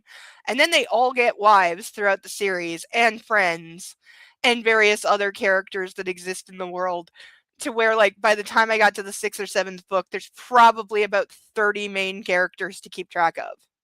Because it's a progressive series, so, when you get to, like, each book does center around, like, one of the brothers and then finding a mate, but all the other characters are still there. They still have their own scenes. Like, once you're done with their book, they don't just go away. They're still there in the world and, like, still active in the stories. So there's a lot of people to keep track of. So I'm guessing these are similar on the having a very large cast of characters.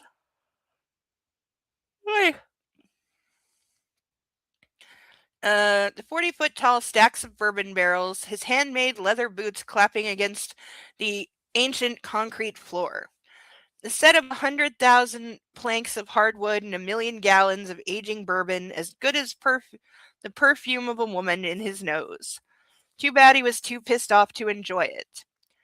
In his fist, a memo from corporate was crushed into a trash ball, the white paper with its laser-printed words unsalvageable. He'd had to read the damn thing 3 times, and not just because he was severely dyslexic, and written English was a largely insurmountable obstacle course for his brain. Okay, I hate that notion that just because I got this all the time growing up, that just because you're dyslexic, it means you can't read. It doesn't mean you can't read. It means you have trouble reading and it's hard, but you can do it. You're going to make a lot of mistakes, but you can fucking read. I also had a couple teachers tell me that they didn't believe I was dyslexic because I didn't mispronounce like every other word. And it's like, yeah, because once I hear other people say it, I know how it's supposed to sound, and therefore I can say the word. So if I said it wrong, when somebody corrects me, I've got it now. So why wouldn't I be able to say words?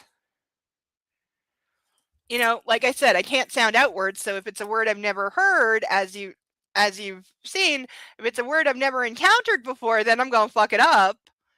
But once I hear it, I got it now. So that never made any sense to me. Of course, neither did English teachers that would look at me and say, well, I don't believe in dyslexia. You just need to try harder. Right there. If that was the first day of school, and it too often was, I knew my year was going to suck right there.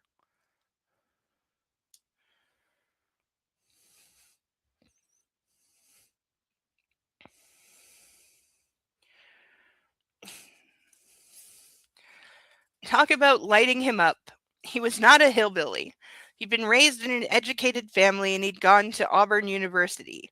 And he knew everything about making bourbon, from the chemical process involved to that intangible artsy stuff.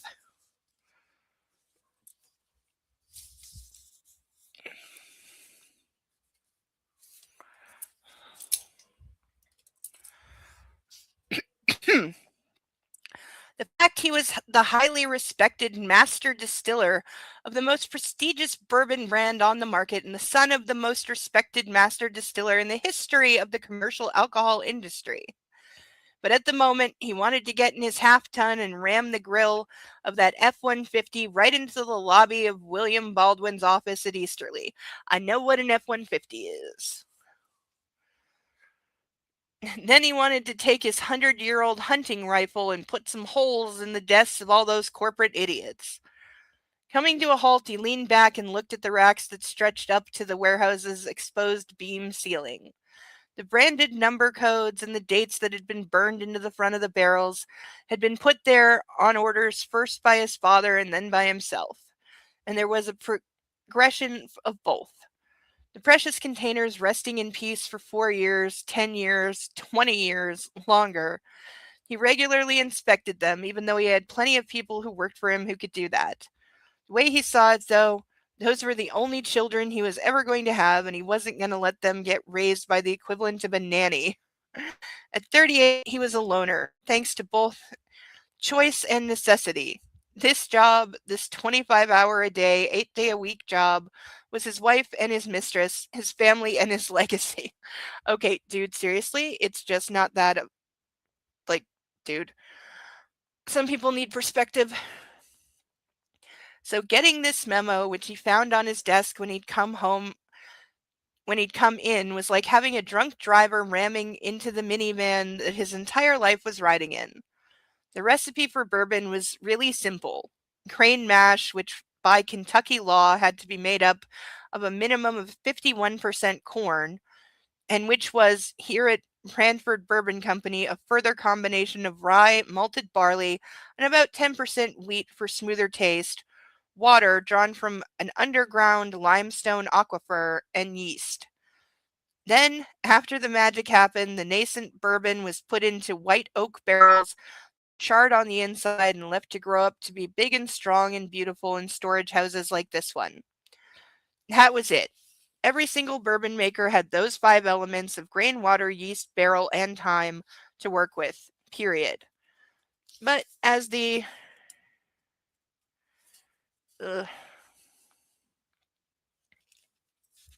Come on, pages. Has the good Lord turned out an endless variation of people from the core elements of what made a human, so too did each family or company produce different shades of the same thing. Reaching out, he put his hand on the rounded flanks of one of the barrels he had first filled when he'd taken over as master. That had been almost 10 years ago. Although he had worked for the company since he was 14, it had always been the plan to step into his father's shoes. But Pop had died too soon, and there you had it. Mac had been left behind in the classic sink or swim territory, and he sure as hell had had no intention of drowning. Okay, when I burp, I can still taste the strawberry. It's a very lingering flavor. Still tastes entirely like Jell-O.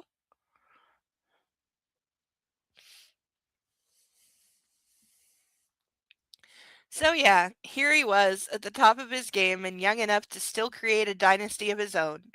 Supposedly working for the aristocracy of bourbon makers, the company who created the perfect bourbon. It was the tagline on everything BBC did. The tip of the spear of the company's brewing, business, and marketing philosophy. So why in God's green earth was management expecting him to accept these proposed delays in grain delivery? It was like those idiots with the MBAs didn't understand that while they had enough product that was 4 years old today, if he didn't keep the stills going, they were going to run out of that kind of bourbon to sell 48 months from now. That applied to every level, running out 10 years from now, 20 years from now. He knew exactly where all this was headed, a nationwide shortage in corn. The result of global warming coming home to roost and screwing up the weather patterns last summer meant that the bushel price was sky high right now. But it wasn't likely to stay that way. Clearly, the bean counters at the Home Office, aka Mr. Baldwin's estate, had decided to save a couple bucks by halting production for the next couple months and expecting to catch up when the corn prices self-regulated. Yeah, that's not how brewing works. Like, even I know with things like that have like the years long production chain, you can't just take a break. It will affect you literally forever. Assuming that the drought had rocked the nation the year before wasn't repeated, which was not a bet he personally was willing to take. There were many faults to this business logic, but the core issue was that those suits and ties didn't understand that bourbon was not a widget produced on an assembly line that had an easy on-off switch. It was a process, a unique and special culmination and expression of trial and error choices that had been made and refined over a period of 250 years. Am I going to need to start a tally for every time 250 years is mentioned? Because I think we're up to 4. You had to cultivate the bourbon's taste, coax out the flavors and the balance, guide the elements to the apex of their existence, and then send it out to your customers under the label of distinction. Hell, he took as much pride in safeguarding the number 15 brand, the company's most successful but less expensive line, as he did the higher cost, longer age products such as Black Mountain, Bradford 1, and the ultra exclusive Family Reserve. If he interrupted production now, he knew damn well they were going to come back to him in 6 months and tell him to mislabel the barrels. Isn't that illegal?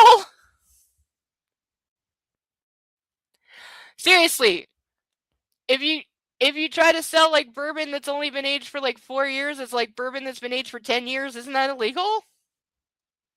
It would have to be. Because the longer it's aged, the more it costs, so that's fraud. And also you're going to ruin the reputation of the brand because people who drink like one brand all the time, they know exactly how it is supposed to taste. And the second that it doesn't, they know. And they will be loud about it. It's like the guy who this was recently because the Reese's company, like Reese's peanut butter cups, they got called out for this because a guy who his family like started the Reese's company like before it was like sold to Hershey, and so he like grew up in it and he knows exactly what it should taste like, and he said that almost every day he would eat a Reese's chocolate product as his own version of like quality control, and he publicly called them out when he tried it one day and was like, nope, that's not my family recipe. That's an inferior recipe. You changed something, you cheaped out on products. And sure enough, yeah, they had changed ingredients because things were too expensive, and it changed the taste and quality of the candy that was immediately noticeable. They very quickly apologized and said they were going back to the original formula. But it was very clear they never expected to get caught. And it's like, yeah, people notice when you change things.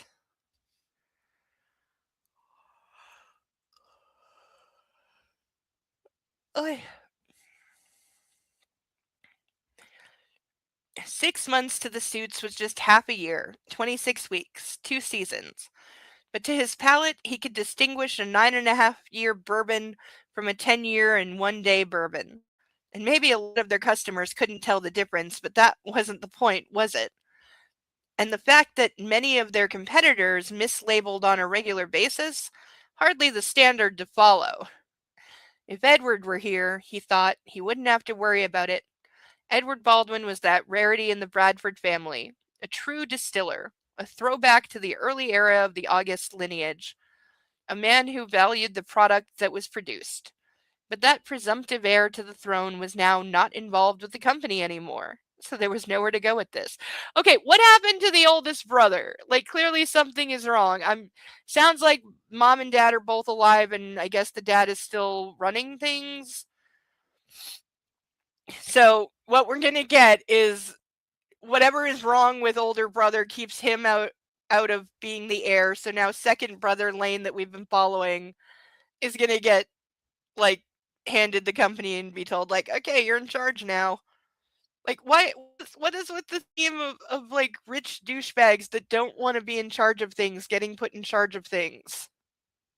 Like this is reminding me way too much of the Mister, because all of his whining in that book about, oh, I have to be the head of the family now because my brother died, and now I have to be an earl and be in charge of shit and actually do work. Even though he never actually did any work in the entire 2 books. You never saw him do a goddamn thing. But this is given those kind of vibes to me for sure. Why am I so tired?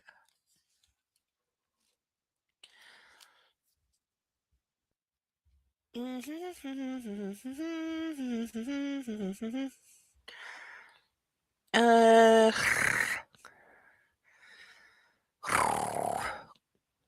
and the fact that the memo had just been left on his desk to be found, it was typical of the way things had been running ever since Edward's tragedy. Did he get in, like, an accident or something? Like, what happened? Did he have a stroke? Like, what are we going to find out? I assume at some point we find out. The pussies at the business center knew he'd have a fit over this, but they didn't have the balls to come and tell him in person. Nope, just write a memo and throw it on top of all the other papers. Like it wasn't going to fundamentally affect the core of the business. Mac went back to staring up at the rafters that were made out of old growth timber felled a century ago. This was the very oldest of the company's storage facilities, and it was used to house the very special barrels. Located by the original still site, which was now both a museum for tourists as well as where his office was housed, this place was a damn shrine. The soul of his father walked these corridors. Mac was convinced he could feel his old man at his heel right now. Convinced, too, that on a quiet day like today, when the only things in the warehouse with him were the sunlight that drifted in from the cloudy windows and the sound of his boots on the concrete and the mist of the angel's share drifting in and out of those shafts of illumination. Seriously, what is with all? Ugh. Ugh. It's a little flowery for me. He was one of the very few champions of tradition left in the company. The new kids that were coming in, even the ones who wanted to get where he was, professed love for the rituals and the fundamentals and claimed to be committed to the process, but were really just corporate minions in khakis rather than suits. They were from a generation of special snowflakes who expected trophies for showing up and everything to be easy and for everybody to care about them and safeguard them as their parents would. He's not wrong about this.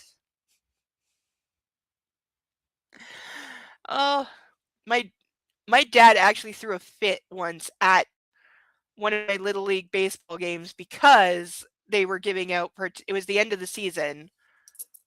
Angels share are the portion of the brew that evaporates out of the barrels. Thank you for answering that because I had no fucking clue what it meant. Thank you, Sarah. See, I couldn't do this without you. You're my research assistant for all the things I don't know and all the words I can't say and pictures of all the ugly cars.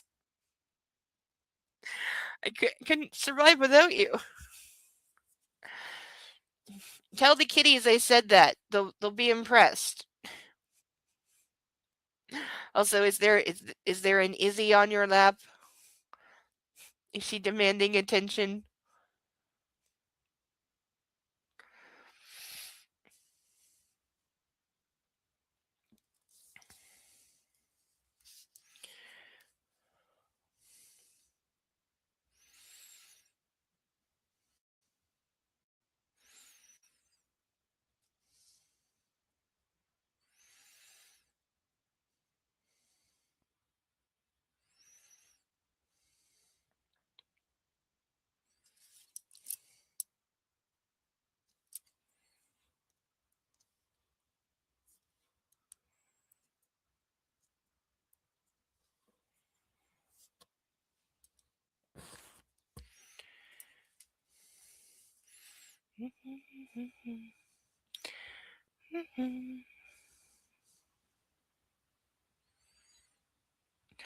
It had no more depth than their Facebook posts, than their relentless egotism, than their soulless frivolities. All right, I'm adding a category. I don't even know what to call this, but it's like every time something gets three repeated descriptions, because we keep doing this. We keep saying the same thing 3 times in a row in slightly way. How am I going to phrase that? You know, I'm just going to write three-peat. I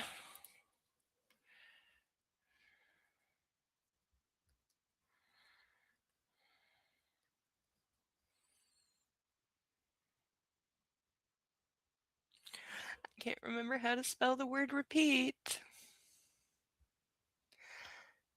P-E-T-E or P-E-A-T?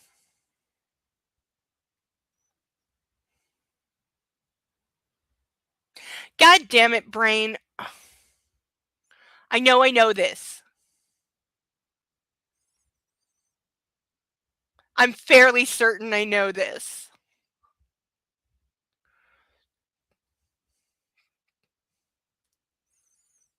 It has to be with an A, right? Doesn't it?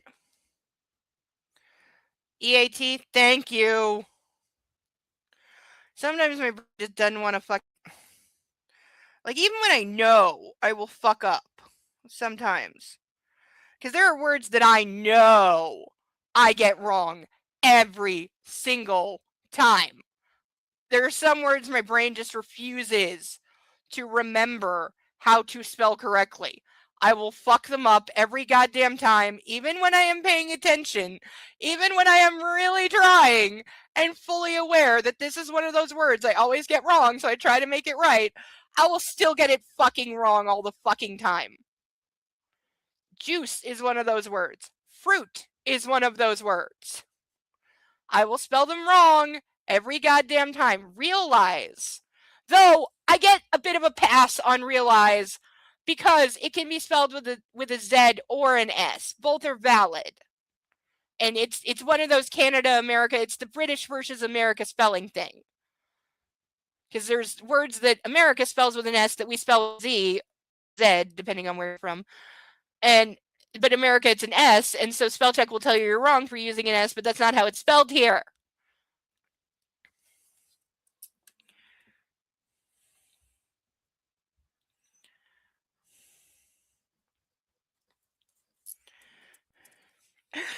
Okay, I apparently only wrote half of the thing. I wrote fancy and put 3 marks down next to it.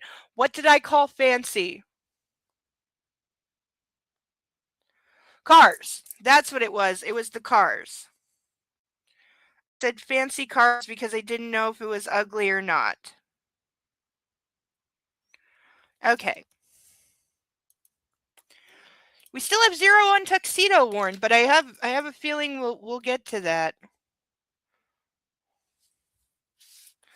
Not quite duck time. Ow, my hand really hurts. Okay, I got to get some kind of a stand or something because my hand feels like I am breaking several of my fingers from holding this for so long. All right, to do those, the squeezer, the hand strengthening thing.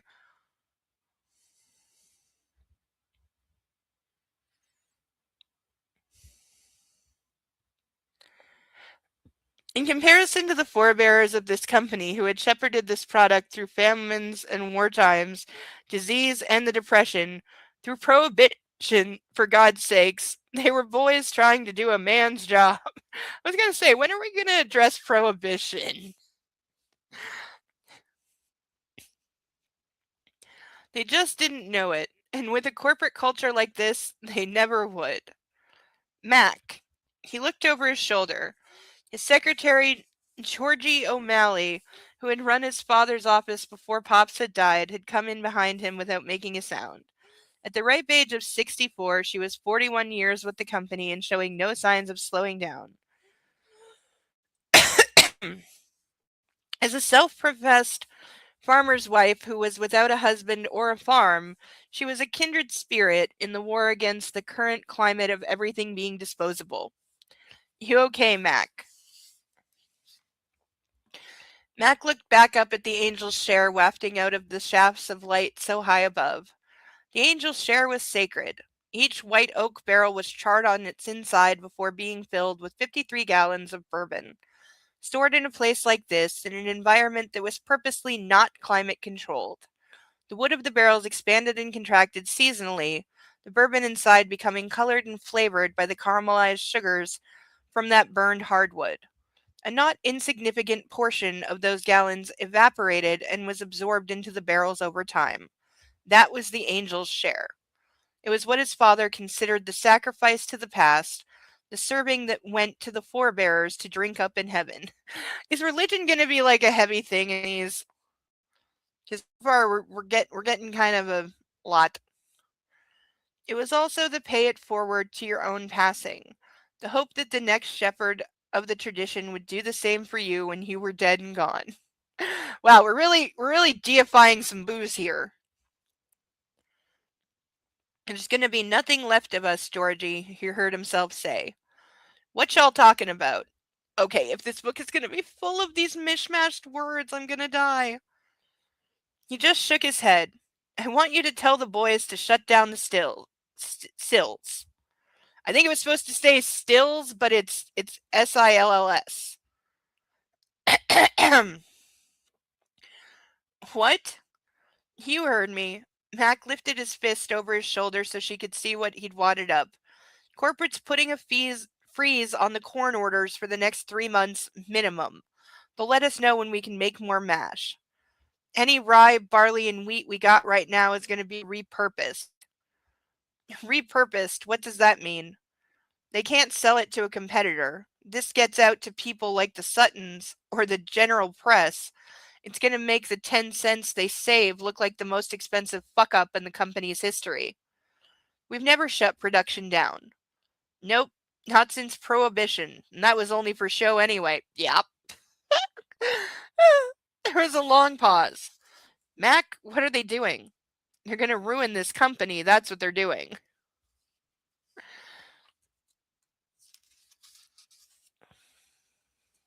Okay, book, I only want 1 page.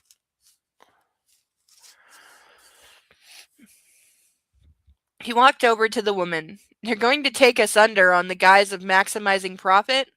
Or hell, maybe they're going to do an IPO finally.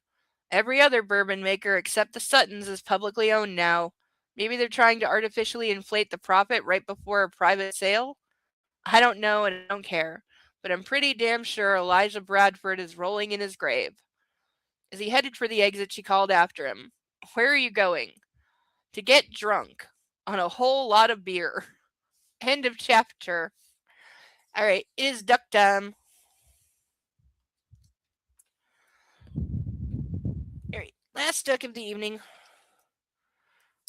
I'm gonna uncuff so I can do this properly.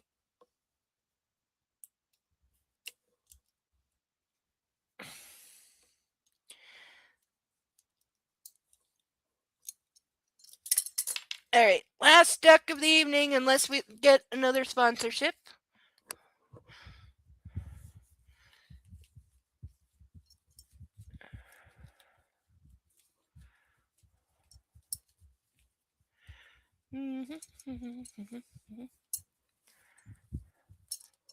This one. What did I get? Hockey duck! Hey, check it out. He's got his helmet, his hockey stick.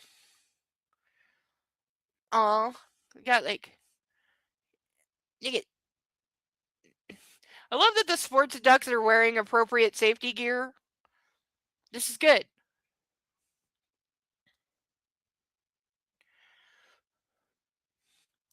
I love that he's got his little hockey stick. Can we name him Gretzky? I have to look up how to spell it. But can we name him Gretzky? You know, I'm Canadian. It's like the only hockey player I know. I was never into hockey. Oh.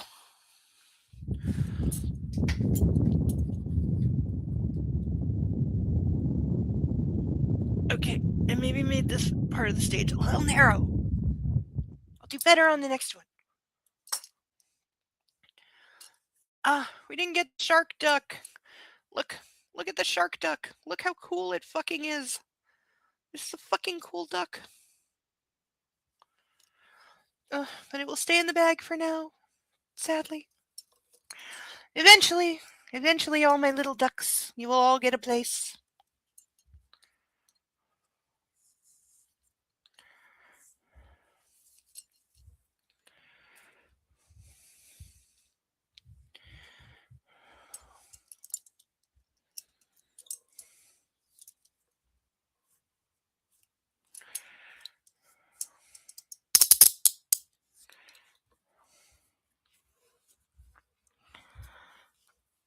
There we go.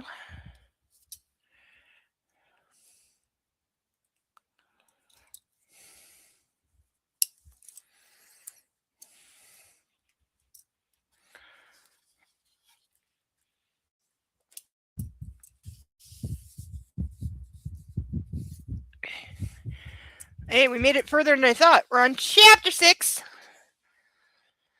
Don't know if we'll make it through the whole chapter, but we'll try. We're about 50 pages in, so this is definitively a faster read. We'll have to adjust. As Lane stood outside his bedroom and stared down at his quote wife. Wife is in quotes. He thought, just like Easterly, she was the same too. Chantel Blair Stowe Baldwin was, in fact, exactly the same. The whole haircut, spray tan, makeup, and expensive pink clothing routine, identical to what he'd left behind. And her voice, still right out of central casting under the heading of genteel Southern Lady of Leisure. She still babbled, too, words leaving her mouth in a stream with no consideration for rationing for the listener's benefit. Then again, for her, conversation was performance art. Her hands moving like the wings of doves, arching up and down, that big diamond she wanted so badly flashing like a strobe light. Derby weekend! Of course Samuel Theodore Lodge is coming tonight. Jin's all excited about seeing him. Unbelievable. They had literally not seen each other or said a word to one another for nearly 2 years, and she was talking about who was the guest on the guest list for dinner. Okay, so what? Did you marry this person and then immediately abandon them? Like, what the hell? What in the hell had he ever seen in her?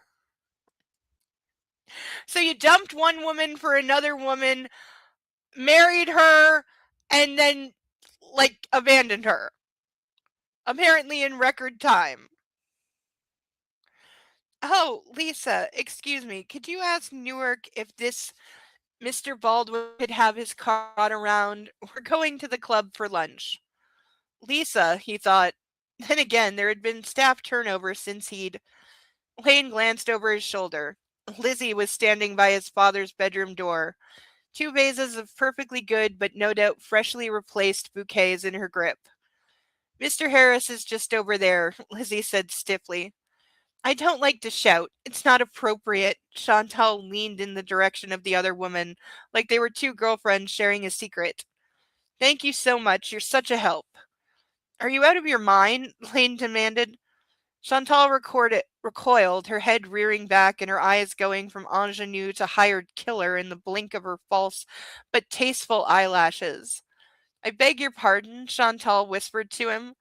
Lane tried to catch Lizzie's stare while he muttered, "Go tell him yourself." Lizzie refused to acknowledge him. With a professionally impassive expression, she walked forward, her lithe strides taking her past him and down the long hallway to the staff staircase. Meanwhile, Chantal was talking again. "Address me in front of the help like that," she hissed. "Her name's Lizzie, not Lisa." Now he was the one leaning in. "And you know that, don't you? Her name is irrelevant." Okay, so we're just supposed to know that she is, once again, the worst. "She's been here longer than you," he smiled coldly, "and I'm willing to bet she'll be here way after you're gone. Okay, dude, if you want to divorce this person, divorce them." "What is that supposed to mean? You don't have to be under this roof and you know it. I'm your wife." Lane stared down at her and wondered why in the hell she was still anywhere near his life. The easy answer was that he'd been pretending that Charlemagne didn't exist. The harder reasoning was tied to what she had done. Oh, did she cheat or something? "I'm your wife. Not for long," he said in a low voice. "Okay, you've had 2 years. Like, dude, handle your shit." Those penciled brows of hers lifted, and instantly that Persian cat dragged through a toilet bowl expression disappeared. Holy. Alright, we're doing hyphenated strings.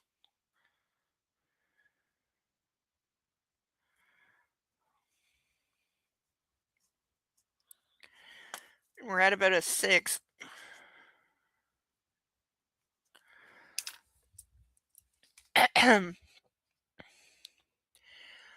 She became as calm and smooth as a mirror. "Let's not fight, darling. Our reservation at the club is in 20 minutes. Let me make myself perfectly clear. I'm not going anywhere with you except to a lawyer's office." In his peripheral vision, he noted that Mr. Newark, or Mr. Harris, whatever the butler's name was pulling a discreet turnaround, whisking Miss Maud, the housekeeper, off in the opposite direction. "Be serious, Tulane." God, he hated the sound of his full name on Chantal's lips. Tulane. For God's sake, it had 2 syllables, not 300. "I am," he said. "It's time to end this between us." Chantal took a slow, deep breath. "I know you're upset about poor old Miss Aurora and you're saying things you don't mean. I get it. She's a very good cook, and they're very, very hard to find." His molars ground together. "You think she's just a cook. Are you saying she's your accountant?" Okay, somebody slap this bitch. God, why had he ever? That woman means more to me than the one who bore me. Don't be ridiculous. Besides, she's black. What? I was wondering if anyone was going to be outright racist. Because, old Southern family, really, really old money. I was waiting to see, and there we go. There we go. Just all of the yep. Yep, yep, yep. I forgot to refill. Just, she was already the worst. Now she's also racist.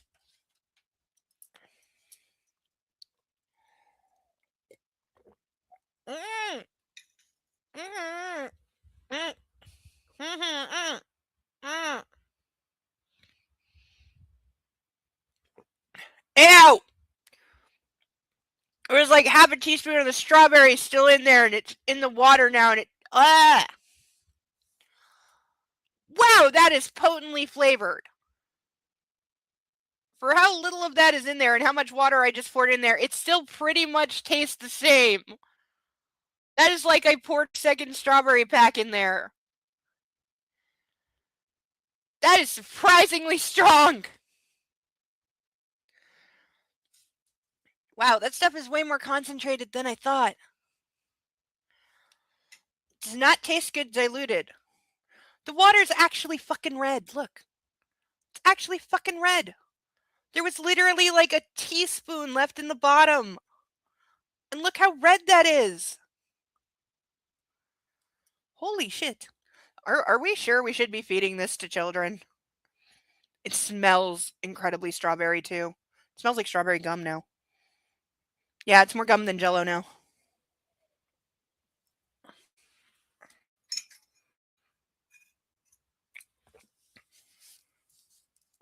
Ugh.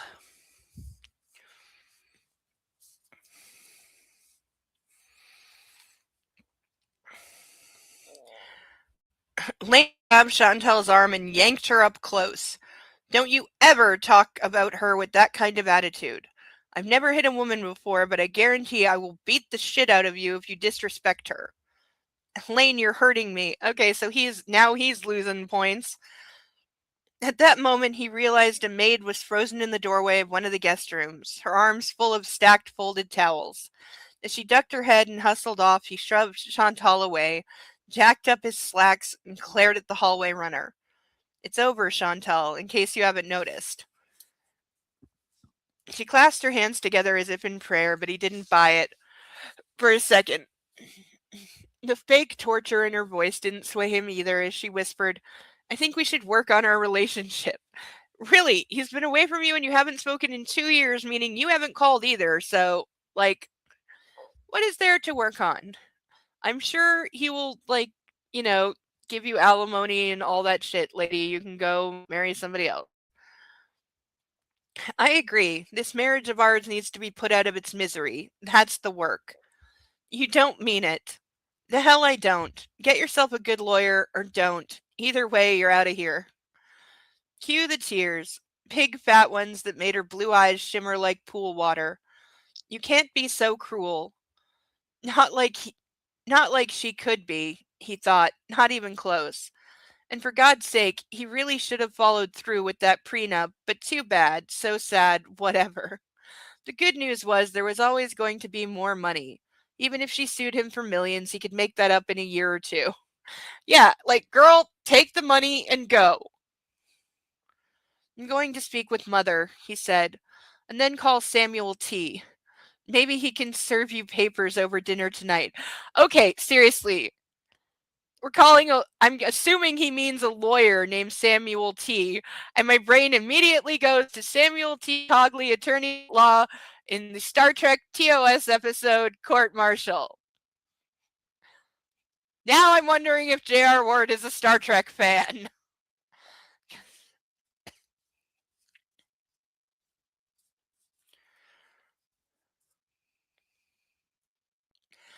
And just like that, the iron core came out again. And also, what is with typing words with too many letters? Are we trying to imitate a southern drawl? Like, what? Because there is literally 7 N's typed in the word and. If that keeps happening, I'll add it to the tally. Oh, my hands are killing me.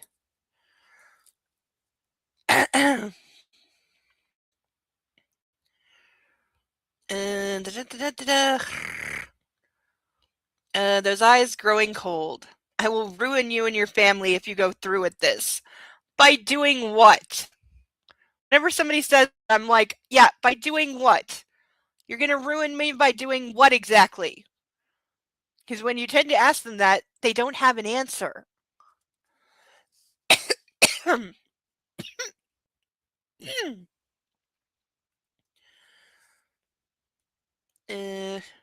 What she didn't know was she'd already ruined his life.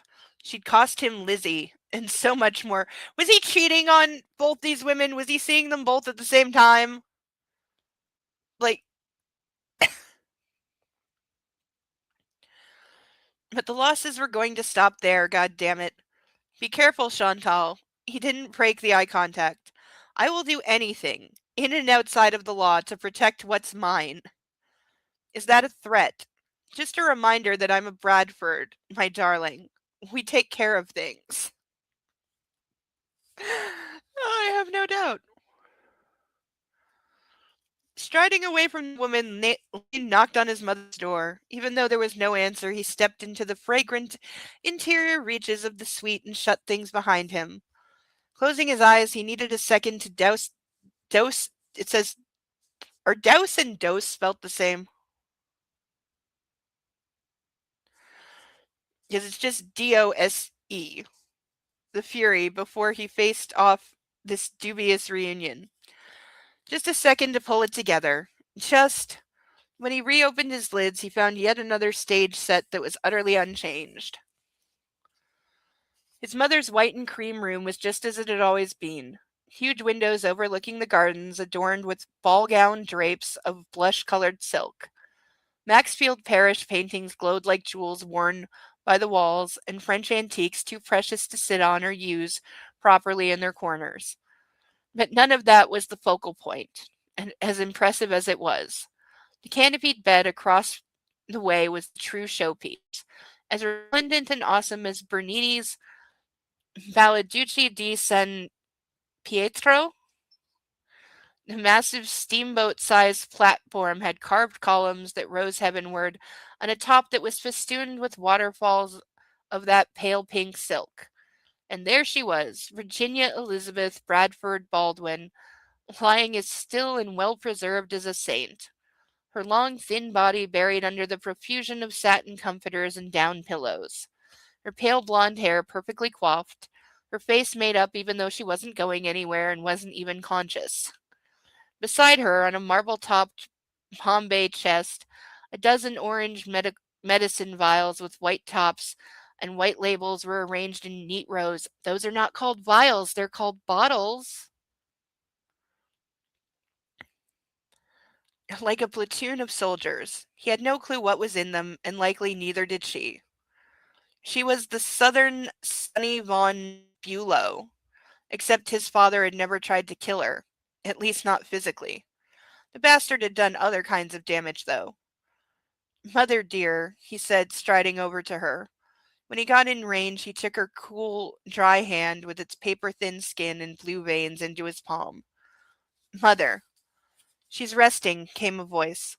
A woman of about 50 with red hair and a white and gray nurse's uniform came in from the walk-in closet. She was a perfect fit for the decor, and he wouldn't have put it past his mother to have hired her on that basis alone. I'm Patty Swearingen. Yeah, try to pronounce this. Sweringin. I'm going to shorten that to Patty. Douse and dose. Okay, so it says dose.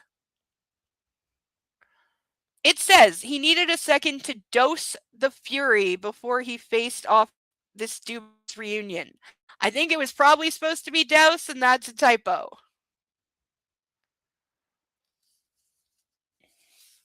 Okay, are we going to make it to the end of the chapter? Let's see, where is the end of the chapter? Maybe.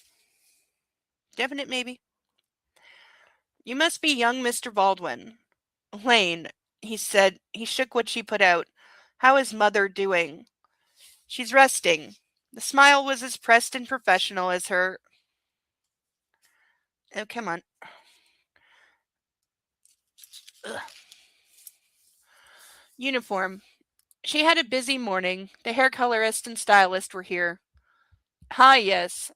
HIPAA, he thought, which meant she wasn't allowed to tell him about his own mother's condition, but that wasn't the nurse's fault. And if his mother was exhausted by getting a couple of foils crimped on her head in a blow dry, how the hell did she was doing? When she wakes up, I'll tell her. He glanced back over at his mother. Tell her what, Mr. Baldwin? He thought of Chantal. I'm going to be here for a few days, he said grimly. I'll tell her myself. Very good, sir. Back out in the hall, he closed the door and leaned against it. Staring across at an oil painting of some Bradford or another, he found that the past came back again like a bee sting. Fast and painful. Now we're back into italics. What are you doing here? Lizzie had spoken the words to him out in the garden, out in the darkness, out in the hot, humid summer night.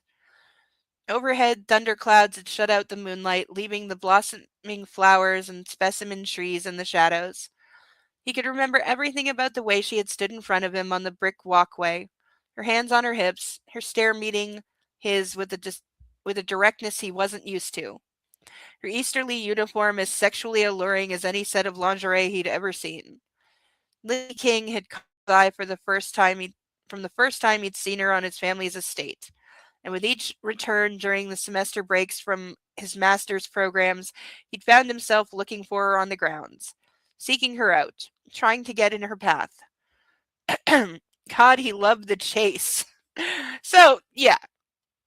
And the capture wasn't half bad either.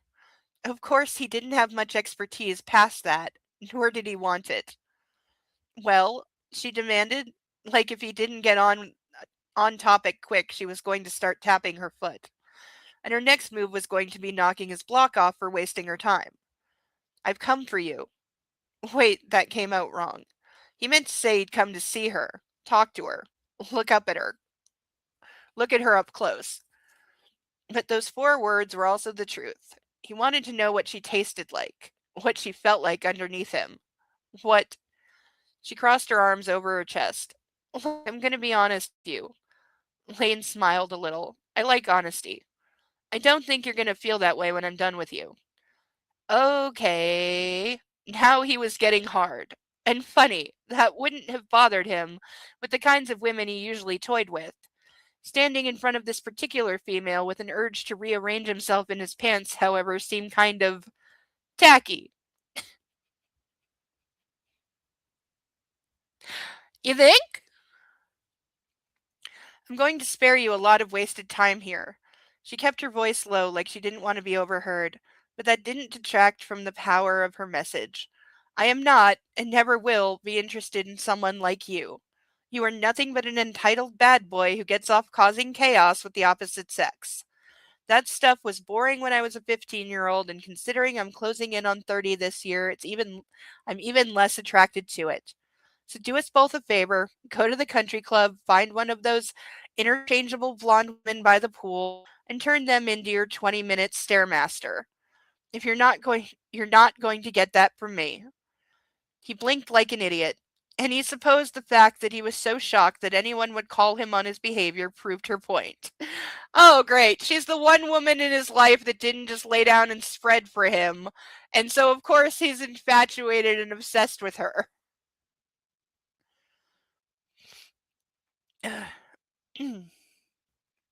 Now, if you'll excuse me, I'm going home. I've been working here since 7 a.m.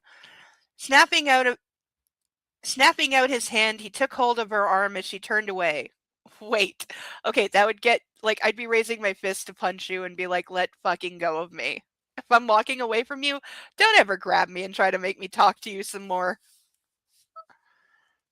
Excuse me. She glanced down at the contact and back up into his eyes. Yeah, hands off, buddy. Don't care who you are.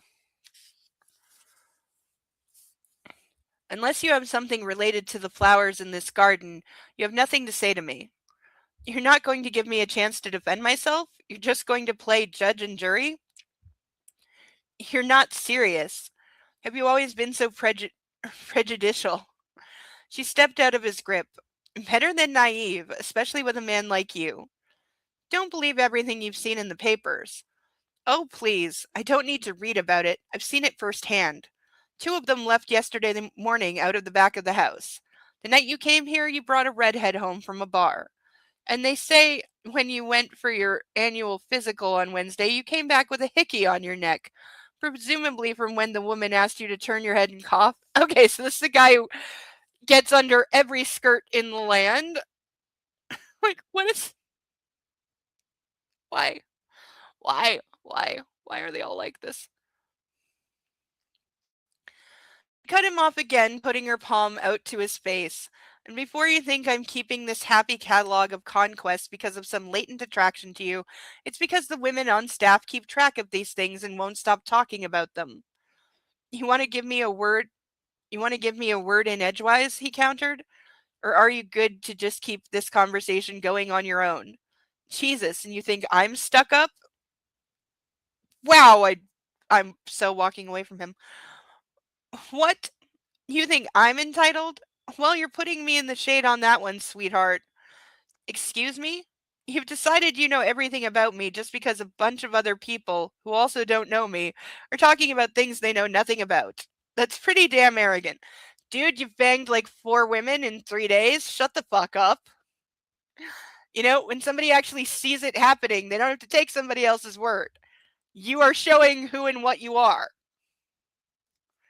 Like, again, always remember, when somebody tells you who they are, believe them the first time. Which is not the same as entitled. You really want to argue Webster's dictionary with me? Right. The fact that they were bickering should not have been a total flippin' turn on. But holy hell was it. For every lob she tossed at him, he found himself looking at her body less and focusing on her eyes more. And that made her even sexier. Yep, guy who's never heard the word no in his life. Listen, can we just be done here? She said. I have to be back at the crack of dawn, and this conversation is not as important as the sleep I need to get. This time, when she turned away, he stopped her with his voice. I saw you out by the pool yesterday. She glared at him over her shoulder. Yes, and I was pulling weeds. You got a problem with that? You were staring at me. I saw you. Touché, he thought as she blinked. I was in the pool, he whispered as he took a step closer to her. And you liked what you saw, didn't it? Even though you hate who you think I am. You liked what you saw. Oh, God, he's this guy. Oh, my God. Oh, my God. Somebody shoot him. Somebody shoot him. Ugh. Like, you know, he, like, from the age of, like, 14, he's banged, like, every woman under 20 on the staff and has continued to do so for, like, a decade.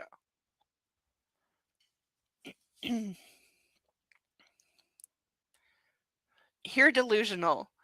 Honestly, you were the one to bring it up first. He leaned in, turning his head to the side as if he were going to kiss her. So, do you have the guts to be honest? Her hands fiddled with the collar of her Easterly polo. I don't know what you're talking about. Liar. He smiled a little. Why do you think I stayed out there so long? It was because of you. I liked that you were watching my body. You're crazy. God, her false denial was better than the last full-blown orgasm he'd had. Am I? He focused on her lips, and in his mind he started kissing them, licking his way into her, pulling her up against him. I don't think so, and I'd rather be a philandering snob than a coward. That was how he'd left her. He'd turned away on that brick path and walked towards the house, leaving her behind. But he'd known with every step he took away from her that she wasn't going to be able to let things rest like that. Next time she would come to him. And sure enough, she did.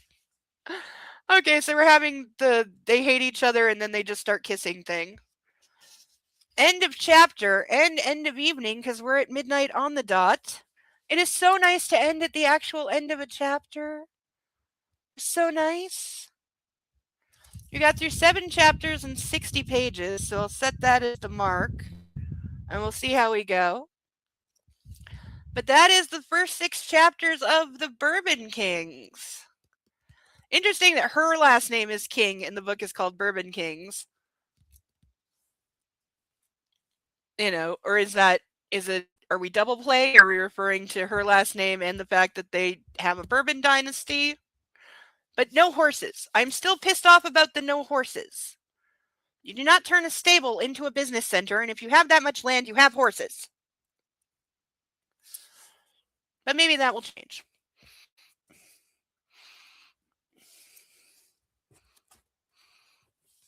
Yep, doesn't have the good book smell anymore. All right, I'm going to put that over there for safekeeping because it doesn't fit on my desk because it's bigger than the other books. But we had a pretty productive evening. So far we've got. Here's what we've got so far. Someone drinks bourbon once. We've had at least 15 brand names. We've had 3 fancy cars. The repetitive structure has occurred 3 times, and the hyphenated strings of descriptive words were at 7. And I may need more paper. But we will keep our counts going and see what else we start keeping account of. I'm surprised somebody drinking bourbon is not higher, given the subject matter. I mean, if we were counting every mention of bourbon, this whole page would be filled, but We're not. It only counts when somebody drinks it. But I'm sure we'll get more. But on the whole, not bad. It's not as... Is this like fucking highbrow collegiate level writing? No. Is it some cheap romance? Yeah. But it is not nearly as bad as the other books we've read. There's at least some structure, though they definitely need an editor. Like, seriously.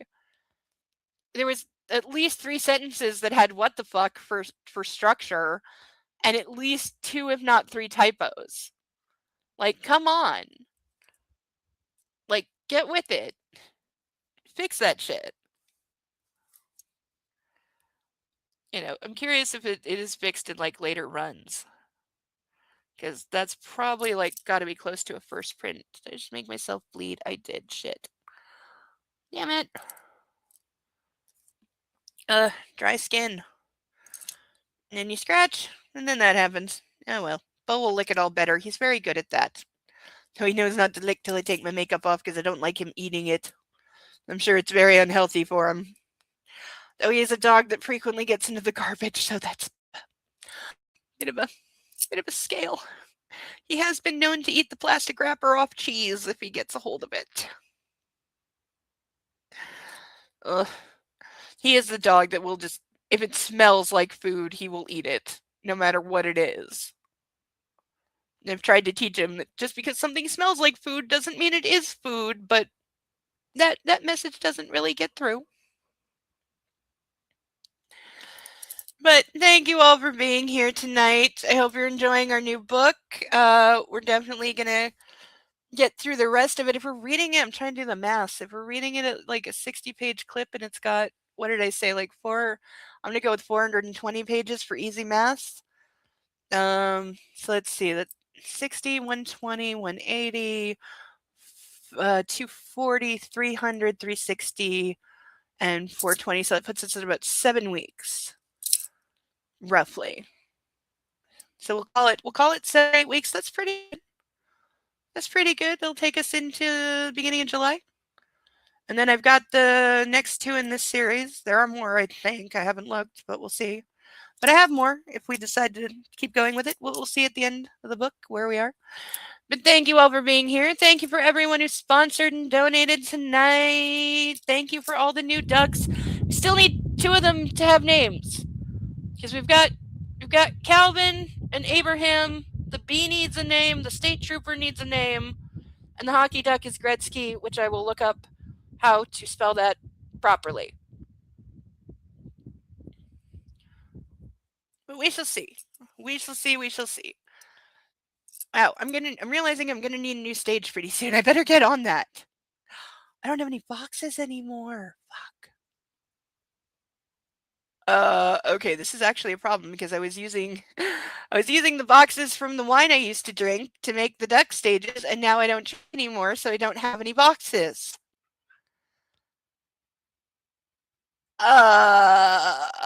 Okay. You know what? I have recycling to take down.